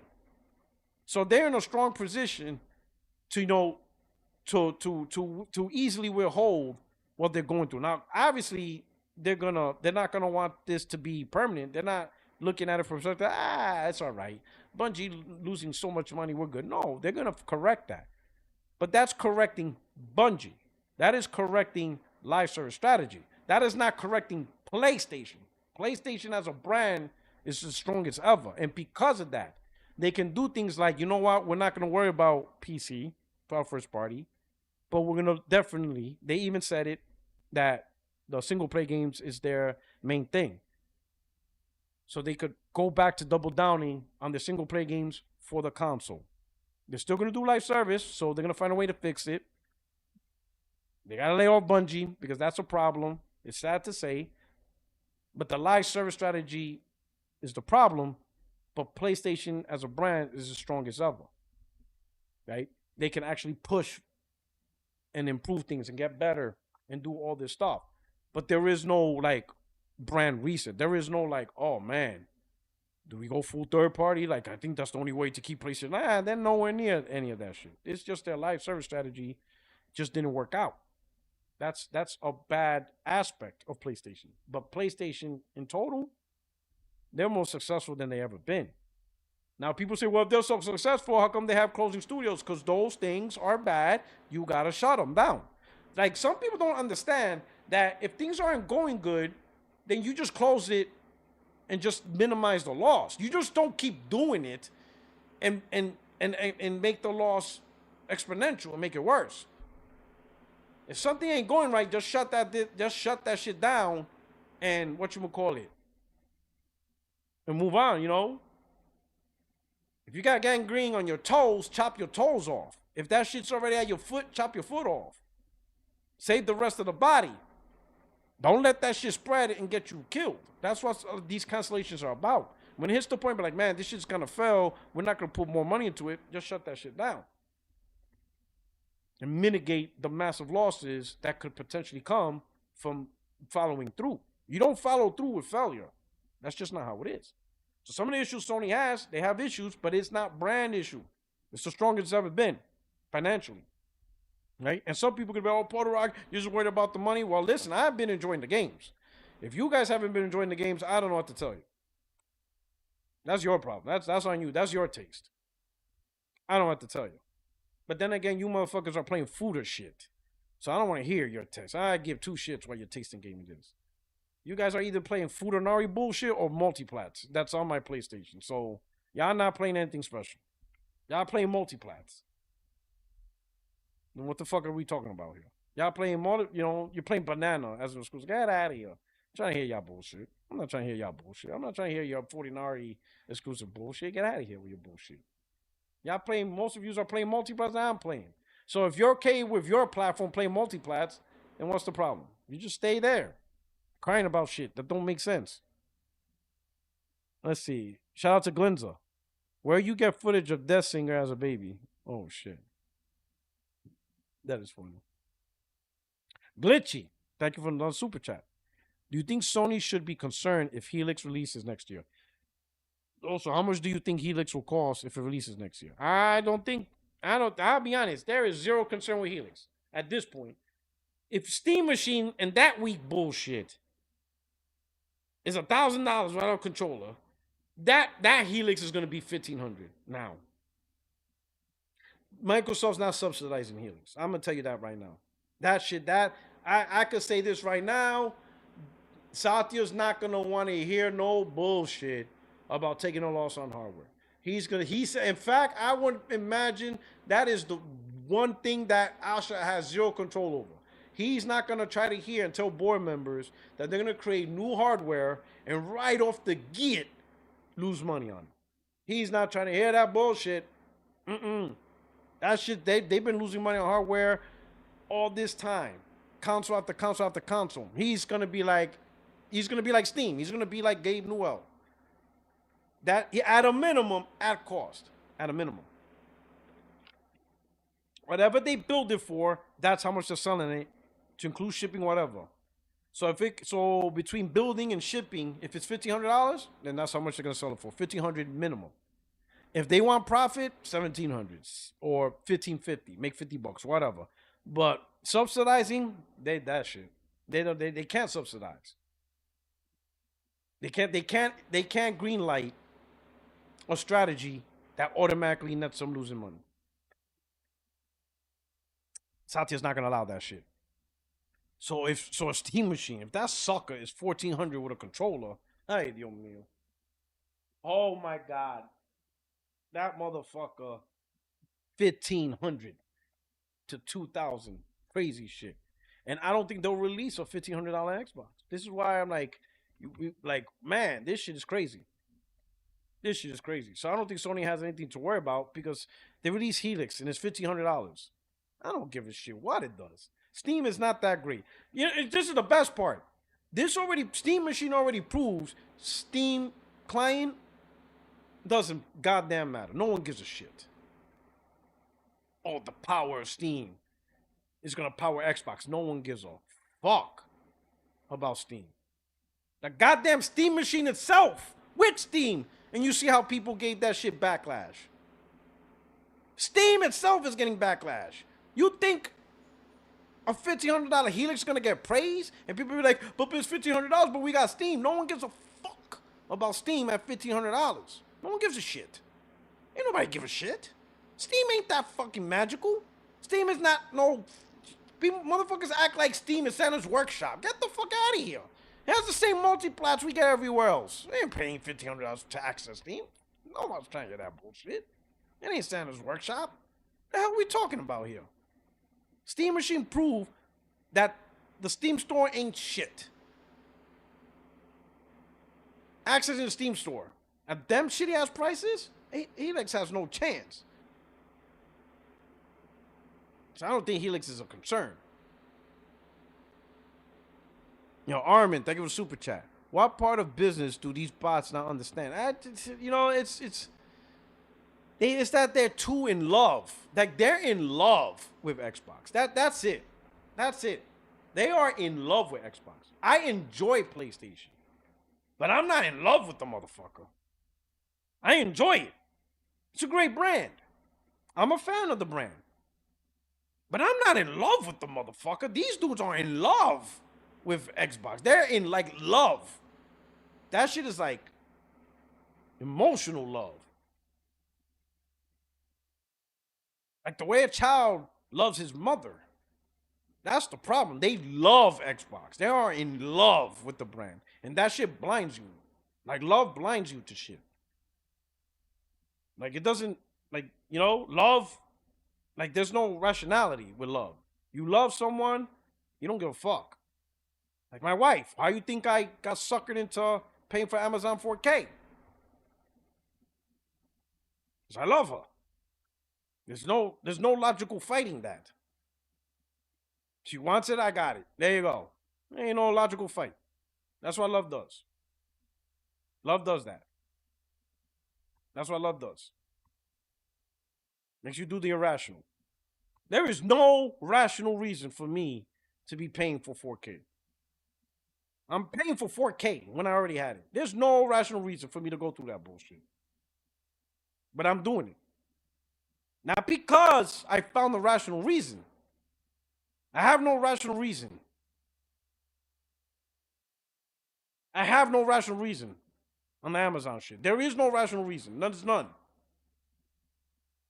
It's love for my wife. That's it. It's like Xbox fanboys. There's no rational reason on the stupid shit they say. It's love for the Xbox. And that shit's crazy. It's wild. Love does that to you. Gordo P23. Reports say that Xbox has sold the lowest amount of consoles in gaming history in May. And you know what came out in May? Forza. Exclusives won't work. Good point.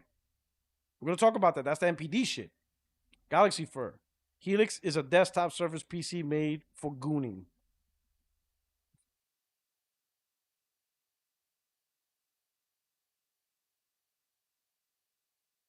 I don't think you're wrong.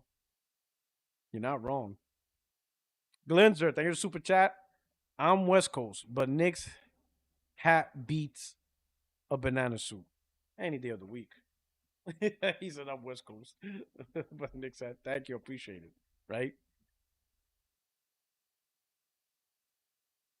Listen. Could PlayStation raise the price on their consoles? I think it's 2027. I think Sony's going to take huge advantage of Grand Theft Auto 6. I think they're going to drop the price for holiday sales prices. So I think you're going to see holiday sales prices. They're going to eat up a little bit of loss because GTA 6 is going to bring them so much damn money. Especially when the online comes online. And then there's just insane amount of games launching during that period that Sony wants the bulk of those games to be sold on PlayStation. And then they got Wolverine as well. There's just a lot of content. And all coupled with GTA 6 that Sony's going to take advantage of throughout the holidays. And then 2027, the sales will end. So PlayStation prices will be at its normal. And then I think it'll stay at that, whatever the normal price is until May. And then, until March. Then after March, there's potential they'll raise the prices for the new fiscal. I don't know if they'll talk about PlayStation 6 next year. It's going to be interesting.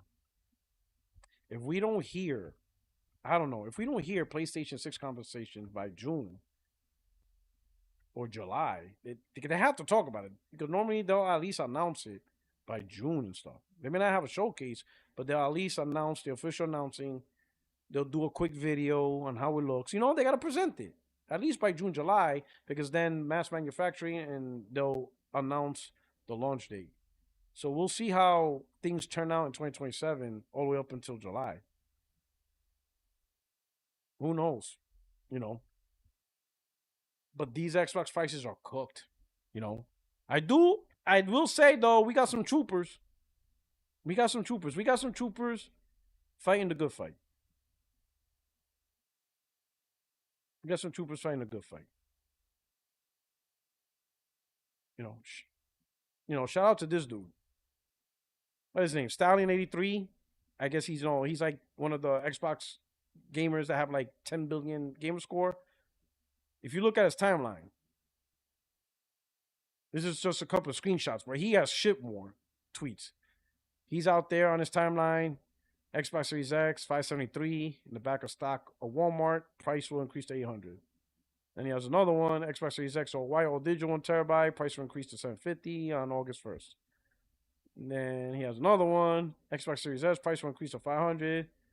And he has another one, Microsoft officially ended manufacturing the Xbox Series 2 terabyte Galaxy Edition. Walmart still has a few 897. Yo, my man is out there selling, bro. I hope he's getting commission, because he's doing non-profit work, boy. That's a lot of non-profit work. This guy's doing more tweets for Xbox sales than Aaron Greenberg. Not even Aaron Greenberg is doing that on his Twitter account.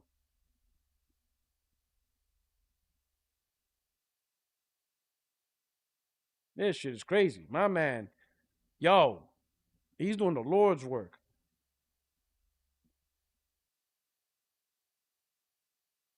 Yo, it's crazy. Doing the Lord's work. Hey, good. Hey, keep selling. Keep selling them. Sell the consoles.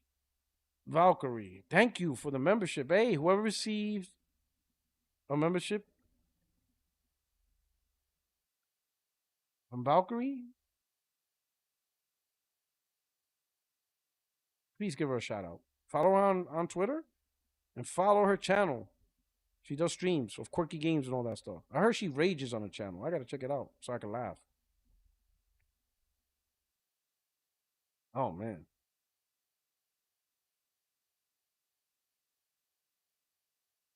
Well, shout out to Gaming Addict. Oh, Gaming Addict. Oh man, I think Gaming Addict didn't like Coffee's tweet or conversation with Coffee. Let's see what Gaming Addict said. Gaming Addict said, some content creators and media act like Xbox shouldn't even try anymore. It's one thing to think they can't turn it around. It's another to say you don't even want them to try. I never thought I'd see people openly root against more competition in gaming. Xbox tax so real wild. I mean, I can't really say. Oh, what's this guy saying? I can't really say what is he reading or not reading. I'm gonna say what I'm gonna say. I'm not gonna hype hope. I'm not saying Xbox shouldn't try. I just don't know what try means for Xbox. Do I think they're just gonna go all in on console and just fight the console war? I don't think they're gonna do that. But they're welcome to try. You know, I just don't have an expectation that it's gonna happen. Like I'll give you a perfect example. I don't think Giants are gonna win the Super Bowl this year. Of course, they're welcome to try. That doesn't mean they're gonna do it. I think they need a lot more work. I think they still need pieces. Harbaugh, the new coach, needs a few years to get that plan and get everything connected to him, right? But they're more welcome to try. I just don't think they're gonna do it. You see what I'm saying? Now that's not me not wanting the Giants to win. I would love the Giants to win the Super Bowl this year. That would be awesome. I just don't think they're gonna do it. It's just not there. You see what I'm saying? So people saying this is not going to work for Xbox is only because a lot of people accepted the gravity of failure from Xbox. Remember, Xbox has been failing since 2013. It is 2026. 13 years later, after day and date on PC, Game Pass, Play Anywhere, you're as worse it's ever been. So what does Xbox do? I don't think there's a strategy for Xbox to be a successful hardware. They're more welcome to try, right? They're more welcome to try. Absolutely. If they want to give it another college try, but be careful what you wish for. Because if they try again, more welcome to it, and they absolutely bomb, then that whole Xbox thing could just completely be shut down. And they say, we're just closing down the division in its entirety, just like the way they did Windows Phone. Some people, I could say, maybe don't want them to try hardware only because of that. I would imagine there's probably some people think that if Xbox attempts at one more shot of hardware, if they fail, then it's over. They won't even have the opportunity to be a third-party publisher. Because I talked to some guys like that. So I could maybe understand, Gaming Addict don't like those guys. But they're having a rational reason why they don't want Xbox to even try the hardware strategy. Because that might actually cause the end of Xbox, period. So for some people, Gaming Addict is like, he's posing a question. He posed a question. Do you want Xbox to try, or do you want Xbox? Do you want Xbox and try and provide competition, or do you want them to not even try? And now there's no competition for Nintendo and PlayStation. Good question. But to Gaming Addict, I pose you this question. Do you want Xbox to try hardware, but if they fail, the brand is dead? Meaning not even third-party publisher. They just shut down the brand. No more Xbox in any form or manner. They're all gone. Studios get sold off. Studios get shut down. ABK gets sold off to somebody else. Xbox is gone entirely. No footprint of Xbox ever again. Or would you want them to, skip the hardware, just focus on third-party, and end up like Sega, where, sure, you don't have a console, but you have a long-sustaining publisher that's on the market still producing Xbox games, like Sega. There's some people who feel if Microsoft tries to go for hardware one more time and it fails, then Xbox is done. And that there is no option to go third-party. It's over. Xbox is cooked. I don't know. I really don't care either way. I personally don't care either way. Because what happens at Xbox, people say, there's competition. Xbox hasn't provided competition in 13 years. I think Xbox gamers are lying to themselves. 13 years, PlayStation has been pimp slapping Xbox, light work. So, it doesn't affect me. Whatever happens to Xbox, that's on y'all who decide to put your money into it. So, that's a good, I don't know. Did I show you guys? Yeah, I showed that to you. So I don't know. I do not know.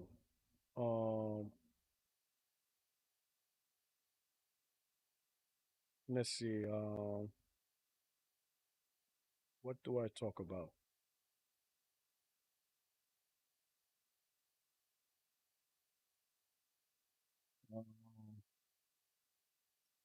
I think we're gonna go.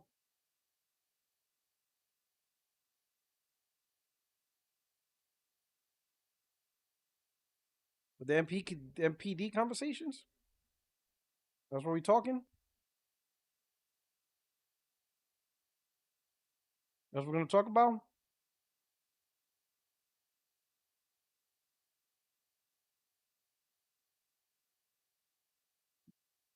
That's going to be the last topic. Let me get this out the way.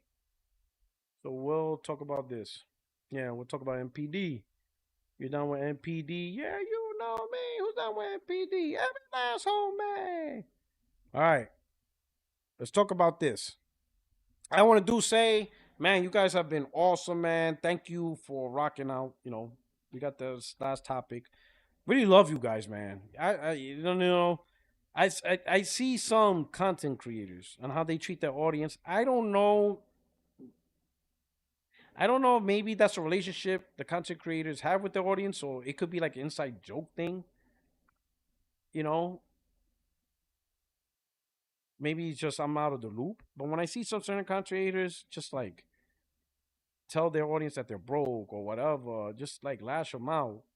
I'm like, man, that's some shitty content creators. Unless that's their personality, I don't know. Maybe it's just an internal thing between the community, right? But I personally just really appreciate you guys just rocking out with me. I mean, think about it, bro. Like, think about it. Y'all guys could be doing anything that y'all want. You could be playing games. Y'all could be hanging out. Y'all could be having sex. Or maybe you guys can't have sex. I don't know. Y'all could be doing a lot of things. But you guys fucks with me, man. You guys rocking out, watching this shit. This shit's crazy, bro. This shit is wild. Y'all could be doing anything in the world. Anything, literally anything. Y'all could be jerking off, playing with yourselves. Y'all could do so much things that y'all want. But y'all here, we having fun, we joking, we laughing, we're having conversations. I'm answering questions. We're like a family, man, and this is awesome, man. So I look forward to having this with you. And I just want to say, I'm truly thankful for you guys. I'm truly thankful for every viewer, whether you're live or you're just popping onto the channel. Believe me, it is not lost upon me how important you guys are and how important you guys are as viewers, man. And just rocking out with me. So I just want to say, you guys, thank you so much for rocking out. And I also want to thank, the crew that show up on Tuesdays, Valkyrie, Henry, Doughboy, you know what I'm saying? My boy Craig, top flight security of the world, Chill Will, man, all of y'all, man. I have mad love for all of y'all. Thank you so much. And thank everyone from the past and present, man. I can never do something or say something that will disrespect the community as a whole. Maybe some individual people, but that's just all banter. But like as a whole community, I could never disrespect, community of people that show up live or even just show up on a video, things like that. There's just no way I could put down people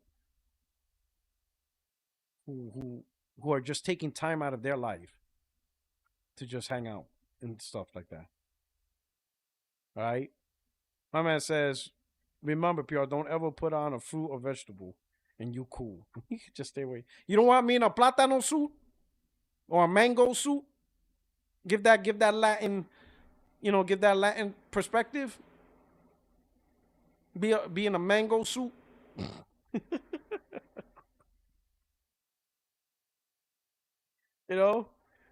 Who knows? Maybe for Halloween I'll just dress as Tony Montana and put like a little flower on my nose. Have the butterfly outfit and just be like this. The background, and I'll just be like this. What the fuck you looking at? You know what? Fuck Xbox. Fuck Axel Sharma. I'll fucking cut their balls off. You want war with me, motherfucker? I can maybe do that. Would you like that?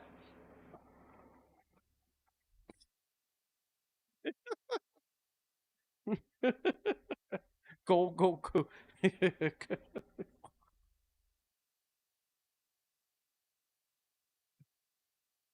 Oh shit. Puertorock, when you discuss Bungie and Destiny, I'm down to talk about it as a between Destiny play. Hey, come on, show up on Tuesday. That's a great time. Show up on Tuesday. Because I know we have Terrabiff, he's a Destiny player, Entity is a Marathon player, so I would love your input. I'm the wrong person to talk to because I want that live service to burn to the ground. I'm like Sean K. He wants Xbox to burn to the ground. I want this live service to burn to the ground. You know what I'm saying? But really thank you guys, man. I really can't believe. Some of you's been rocking with me for a long time, man. That's it. That's just fantastic, man. So love you guys. Really thank you. I really appreciate it. Valkyrie, P-Rock, you are one of the best content creators. You know, I aim to please, madam. I aim to please. And Mock Ninja. Oh, snap. It's a thank you. It's a super chat with the sticker. Man, listen. All right. Really, really love you guys. All right. So now here we go. Here we go. Let's talk about Sir Connor right here. This is on Blue Sky. So I also got a Blue Sky. I don't really talk much on Blue Sky, but I do follow it. Matt Piscatella, May 2026, U.S. video game market highlights thread from Circana. First line, Nintendo Switch drive 3% of U.S. video game spending growth. Let's see what we got here. All right, this is overall spending. Okay. But let's talk about this. May 2026, U.S. projected top 10 best-selling games ranked on physical, full digital dollar sales, excludes mobile and digital add-on content. So, First Light, number 1 selling game. Forza Horizon 6. So what this thing says includes digital point of sale actuals. First Light includes digital sale projections. Okay. Number 3, Batman Lego. Number 4, Subnautica. Okay. Number 5, Tomodachi Life, Living the Dream. All right. Number 6, MLB The Show. Number 7, Crimson Desert.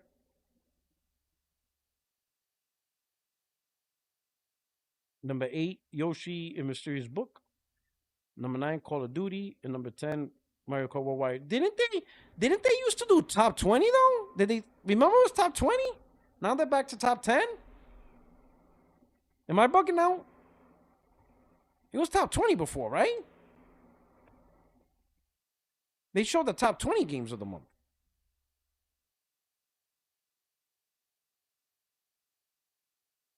Right? Am I bugging out?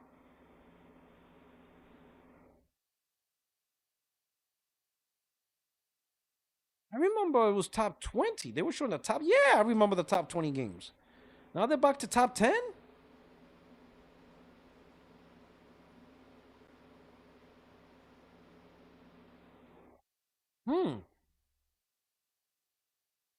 Is economy so bad they can't show top 20 no more? Oh, man. That's wild. All right. Let me go back to here. All right. Year to date, U.S. projected top 10 best-selling games ranked on physical full game digital dollar sales. Yep. You know, I do remember top 20. So why did we reduce it back to top 10? But anyway, year to date, best-selling games, Resident Evil. Oh, shit, Will. Crimson Desert. Am I looking at the wrong one? Yeah, I'm looking at me. Yeah, okay. Crimson Desert. MLB The Show, 26. Okay. Oh, wow. MLB The Show, bro. Doing this thing. First Light. Horizon 6. Forza Horizon 6. Pokemon Pokopia. Lego. Tomodachi Life. WWE. Call of Duty. Hardware. May 2026 hardware spending grew 38% versus a year ago to $249 million. Nintendo Switch 2 offset a 43% drop in PlayStation 5 spending and a 58% dip in unit sales. So PlayStation consoles dipped by 58% compared to May last year, driven by recent price increases. Xbox Series hardware spending grew 7% versus a year ago. Units fell by 12%. Hardware. Nintendo Switch 2 was again the best-selling hardware platform in both unit and dollars for May and 2026 year to date, with PlayStation 5 placing second across both measures and time periods. I asked this guy, I'm going to stop asking because I don't want him to block me, but I asked him like at least 3 Circana datas in a row who's third place. He used to give third place. And I asked for, I think, at least the last 3 Circana data, and he has answered. He used to do top 3. It wasn't top 2. It was top 3. It was never top 2. He started at top 3 like in November of last year. I think October was the last month. He mentioned, I don't know when. I think even longer than that, but he doesn't mention top 3 no more. It's top 2. Because in my mind, I'm thinking, this is my assumption, that the third best-selling console has been the Switch One. I think the Switch One's outselling the Xbox Series console in the US. I honestly do. I honestly believe Switch One is outselling the Xbox Series console. And he is not going to put that info out there because he knows that is console war ammunition. That's like literally that's like the atom bomb at this point during World War II. Ain't no way he's going to provide and stoke the flames. Like, this is not even stoking the flames. This is literally Nagasaki. This is Hiroshima level destruction. This is literally Hiroshima. There is no way he's going to quantify and provide data and publicly reveal that Switch One is outselling the Xbox Series console. He's not going to do that. That's not going to happen. And I have a feeling that's what's happening. And so he's just like, he's not going to contribute because he knows a console war. Matt Piscatella knows there's a console war. He absolutely knows. And he absolutely knows that data is used as part of the console war. But, this data is whatever. But data that shows Switch One is third place, that means Xbox Series X is not even top 3? No. Matt, it's like, no. Homeboy's like, forget about that. He's like, nope, he's not going to do it. He is not going to do it. He's not going to do it. Homeboy's like, no way, no how is that man going to contribute to the absolute destruction of Xbox fanboys. He's not. He's like Switzerland. Matt Piscatella is Switzerland. He is not involved. He's not involved. You get top 2.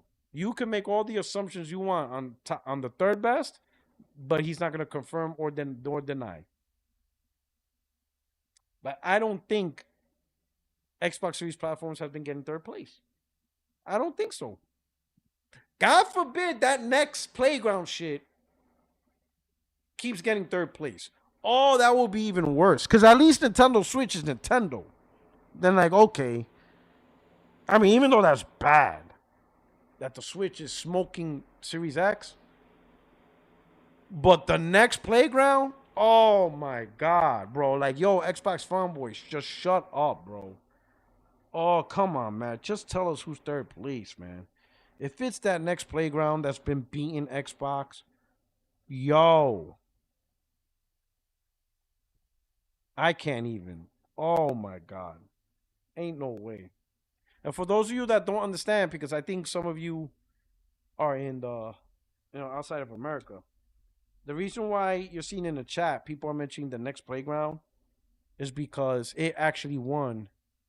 This thing actually won NPD in November. This sucker right here.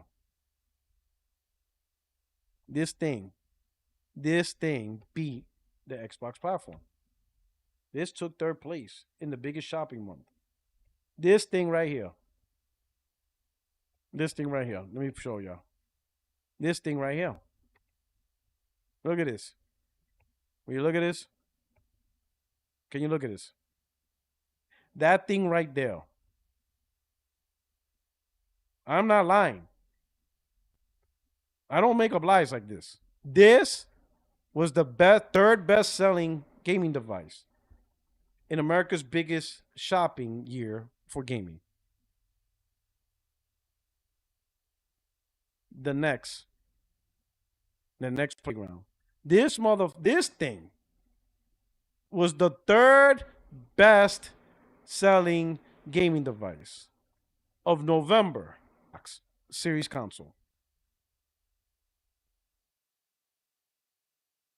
PlayStation, if I remember, was the number 1 selling console for November. followed by the Switch 2, and then this thing. This thing right here. Glenzer, I'm not lying. This guy thinks this. Yo, I'm not lying, bro.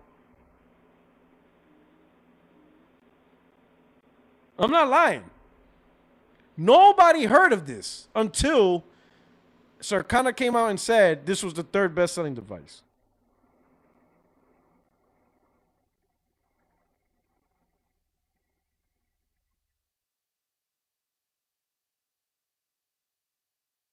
Tell me this shit ain't wild.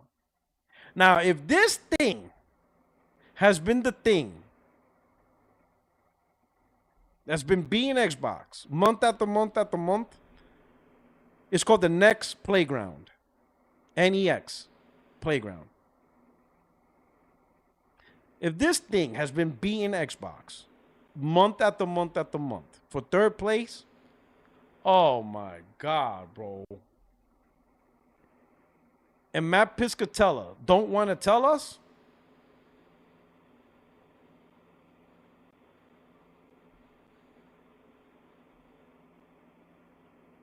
Valkyrie's going to check it out. Watch her buy it. But it's called the Next Playground. That's exactly it. Next Playground. If this thing has been outselling Xbox month after month after month,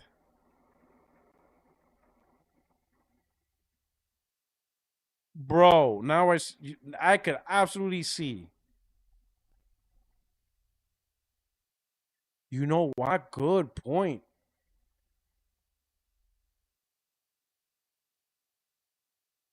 Yo, shout out to Corey Massey.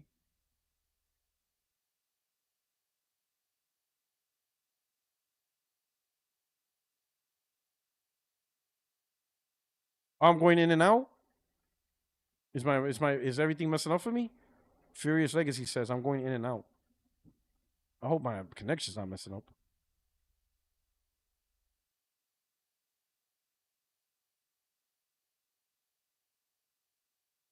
But yo, Corey Massey mentioned a good point. Charles is not on top 10.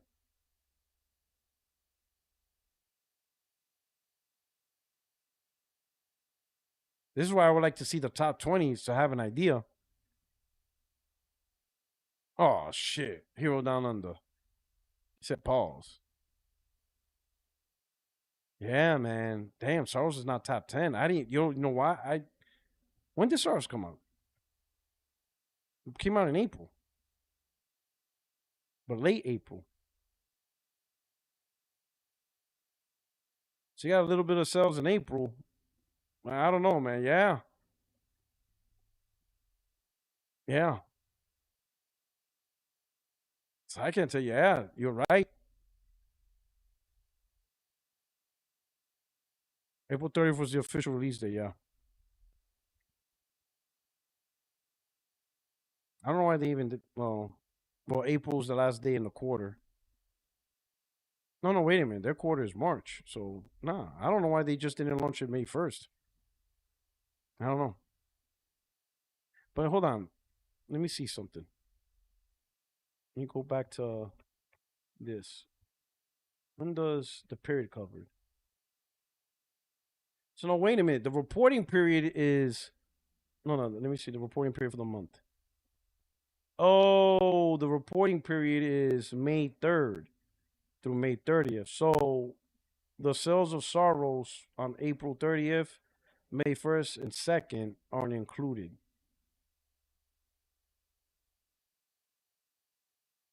But still, you got the rest of the month, though. And still didn't make it.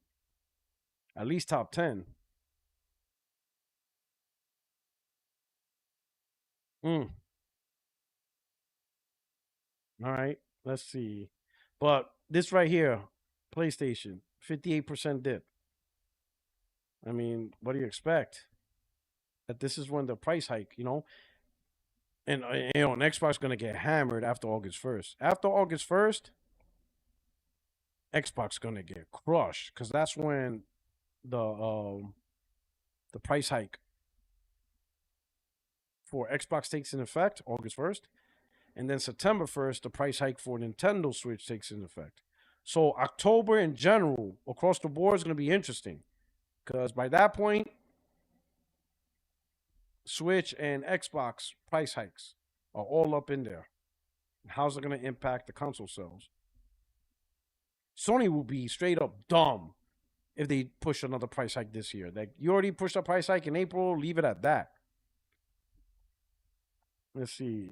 Hardware. Nintendo Switch 2 finished its first 12 months in market with 5.9 million units US install base. It is the second fastest selling video game hardware in US tracked history. Tracking begins in 1995. Only the Game Boy Advance, 6.5 million units, exceeds first 12 months. Hardware. PlayStation hardware units sales fell to their lowest May total since May 2000. So that's PS2. Like, they didn't have a lot of units of PS2 since May 2000. Okay. When did the PlayStation 2? The PlayStation 2 launched in like October, September of 2000. So this is probably talking about PS1. By that point, PS1 sales dropped. Now for Xbox, while Xbox hardware unit sales were the lowest ever and recorded for the month of May. Holy shit. So this thing sold lower than any of their previous consoles. So the lowest selling console in May is most likely the OG Xbox. So this thing sold worse than the OG Xbox in the month of May. So this is the worst selling Xbox ever for the month of May, the Xbox Series X. So what that means is, think of all the other Xboxes. You got the OG Xbox, the Xbox 360, and Xbox One. Whatever month in May, in any point in time, Series X is the worst, lowest selling. That means you think of the worst May OG Xbox had. Series is worse. Think of the worst month in May 360 had. Series is worse. And think of the worst selling month in May, doesn't matter the year, for Xbox One, Xbox One X. Series is worse. So this series is the worst ever. Wow. But even with PlayStation, man, 58% drop. This, they're pricing themselves. They price their console away from the consumer market. Hardware. The average price paid for a new unit of video game hardware reached $502 in May, up 14% compared to a year ago, $440. May 2026 PlayStation 5 average pricing increased by 33% versus a year ago to $672, with Xbox Series up 22% by 25. Hardware. June data will include the Nintendo Switch 2 launch month comparable. Content spending reached $3.8 billion in May 2026, increasing by 1% when compared to a year ago. Year-to-date content spending remained 3% ahead of 2025. So the content is selling. Should have some good games, Resident Evil. There's a lot of good games. This year, there's going to be some good content sales. There's a lot of great titles coming. Content. Console drove content spending growth in May. Total spending on console content increased by 25% compared to a year ago and is now 13% higher year-to-date. PC content, 15% versus a year ago in subscription spending. So console content increased more than PC content. Shout out to the console nation. But let me guess, y'all PC grifters, but China. Motherfuckers, PC gamers in the US relying on China to talk shit about PC gaming. This shit is crazy. Content. 007 First Light was May's leader in full game dollar sales, debuting as the 4th bestseller of 2026 year to date. It also led all titles in full game dollar sales on PlayStation platforms in the month. Content. Launch month full game dollar sales of 007 First Light were the highest for a James Bond video game in franchise history. Oh, wow. Content. Forza Horizon 6 was the 2nd best-selling game of the month and finished May ranked 5th year to date. Forza Horizon 6 ranked 1st in May full game dollar sales on both Xbox and PC. Content. Sensor Tower reports the top 10 mobile. I ain't trying to hear all that stuff. Let's see. Anything else? Accessories. Let's see. I think that's it. I think anything that we will care about. But I think it's safe to say the PlayStation price hike really impacted. It was. I mean, is anyone surprised? Any of y'all surprised? I'm not surprised. I'm not surprised at all. It's just you don't get more sales when you raise the price of old products. Shout out to Armin. Xbox is decomposing as we speak. Not even dog shit. Now even dog shit is better. Oh man. Yeah. I think right now, hopefully, to take advantage of, games starting in September, that PlayStation will drop the price, holiday sales, temporary price drops, get those consoles out, take advantage of the game sales. But I really, and then hopefully, I don't know. Right now, I will say this. The brand that has it the worst is Xbox by far because they don't have the audience. The Xbox console's trash. I think Nintendo's fine. I think so. We'll see how the price hike when it takes into effect in September, how that turns out. But I think they're fine overall, especially if they keep pushing banging exclusives. PlayStation, I think their only main issue is their live service games. They're already past 90 plus million. They're gonna get their 100 million. So from an install base, they're fine. Content services, game sales, they got that on lock. Some great first party games coming and even more down the pike. So I think PlayStation is in a very strong position to weather the storm. That's why I believe that delaying the gen will work for PlayStation. I don't know about Xbox, because the Series X is so bad, because Series X really survive another 2-3 years. They might need a new console, but who's gonna buy $1,000 plus Xbox?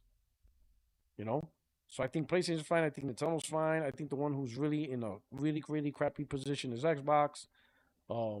I think PlayStation can go another 2-3 years. You release banging games, I think people will be happy. People who have the Pro will be happy with what they're getting. People who stay on their PlayStation 5 will be absolutely happy. I don't think there's a big push for new hardware. I'm sure there's some hardcore PlayStation fans are into technology that would love to see the PlayStation 6 comes out so they could get that technology in their hands. But I think in the overall big picture of PlayStation Nation, I think more want more games and they are happy playing on their PlayStation 5s and Pros. I think they'll be more than fine for at least 2 years. I think they'll be more than content with just seeing more and more games coming out over the next 2 years. Galaxy Fur. Thank you for super chat. Galaxy Fur says, what are the odds that Xbox is actually quitting hardware right now? If you had to take the best educated guess, what percentage do you think it is? Oh, man. I mean, when you look at it, the prices of these Series X is exaggerated, and they know these things are not going to sell. They have to know these things are dead in the water. And what's it going to take to release a new console? What's it going to cost? And are people even going to care? They have to know these Helixes is not going to fly off the shelf, even at $1,000. They're not going to fly off the shelf, especially at $1,000+ dollars. Man, I would say right now, maybe 60-40. 60-40.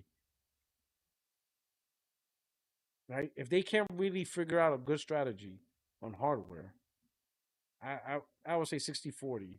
That they'll be like, yeah, that like the combination of their hardware never really selling, not since the 360, but 2 generations of hardware not selling, and now entering hardware market where it's just ridiculous. I would not, 60-40 that they said, you know what, the hardware thing's just not good. It's just not going to find a way of success. So I would say for now 60-40. J Hart, thank you for the super chat. Today I got my friend a used Xbox Series X for GTA 6 for $250. You found a Series X for $250? That's not bad. And especially if they only want to play GTA 6. Can't be mad at that. Now, chat, don't drag them. I mean, 250 for Series X performance. I'm pretty sure if he was able to buy a PS5 for 250, he would have done it. But the only thing you can get for 250 is a Series X, and the friend just wants to play GTA 6. And you know what I'm saying? PlayStation 5 and the Series X ain't gonna be that far apart.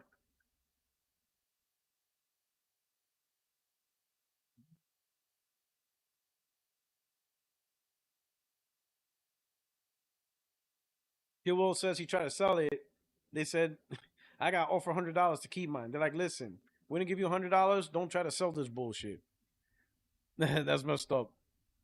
That's messed up. Like you can't be yo. Like I ain't gonna lie. That's not. But that's you came off. That's a great deal. If somebody were to tell me, yo, I could get an Xbox Series X for $250 to play GTA 6, should I do it? I'd be like, yes, do it. Do it. Get it. Even for gaming. I mean, a lot of multi-plats is on it, granted, and you're going to get some exclusives, but an Xbox Series X for $250, that's not bad. That's not bad at all. Can't hate on that. $250 for a Series X?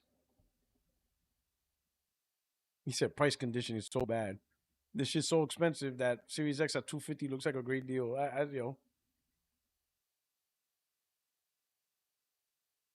And even if you want to play a few other things like Madden, 2K, third-party multiplats, that's fine. Play a few games here and there. It's not bad. 250 Xbox is not bad. Play some. If you're not really into the best experience across the board, play some multiplats, GTA 6, Madden, 2K, Football Club, Fortnite. 250 is not bad at all. 250 is not bad at all. It's pretty good. I have to say that's pretty good. Lindsay, the cost to play GTA 6 day one on PC is $0. Oh my god.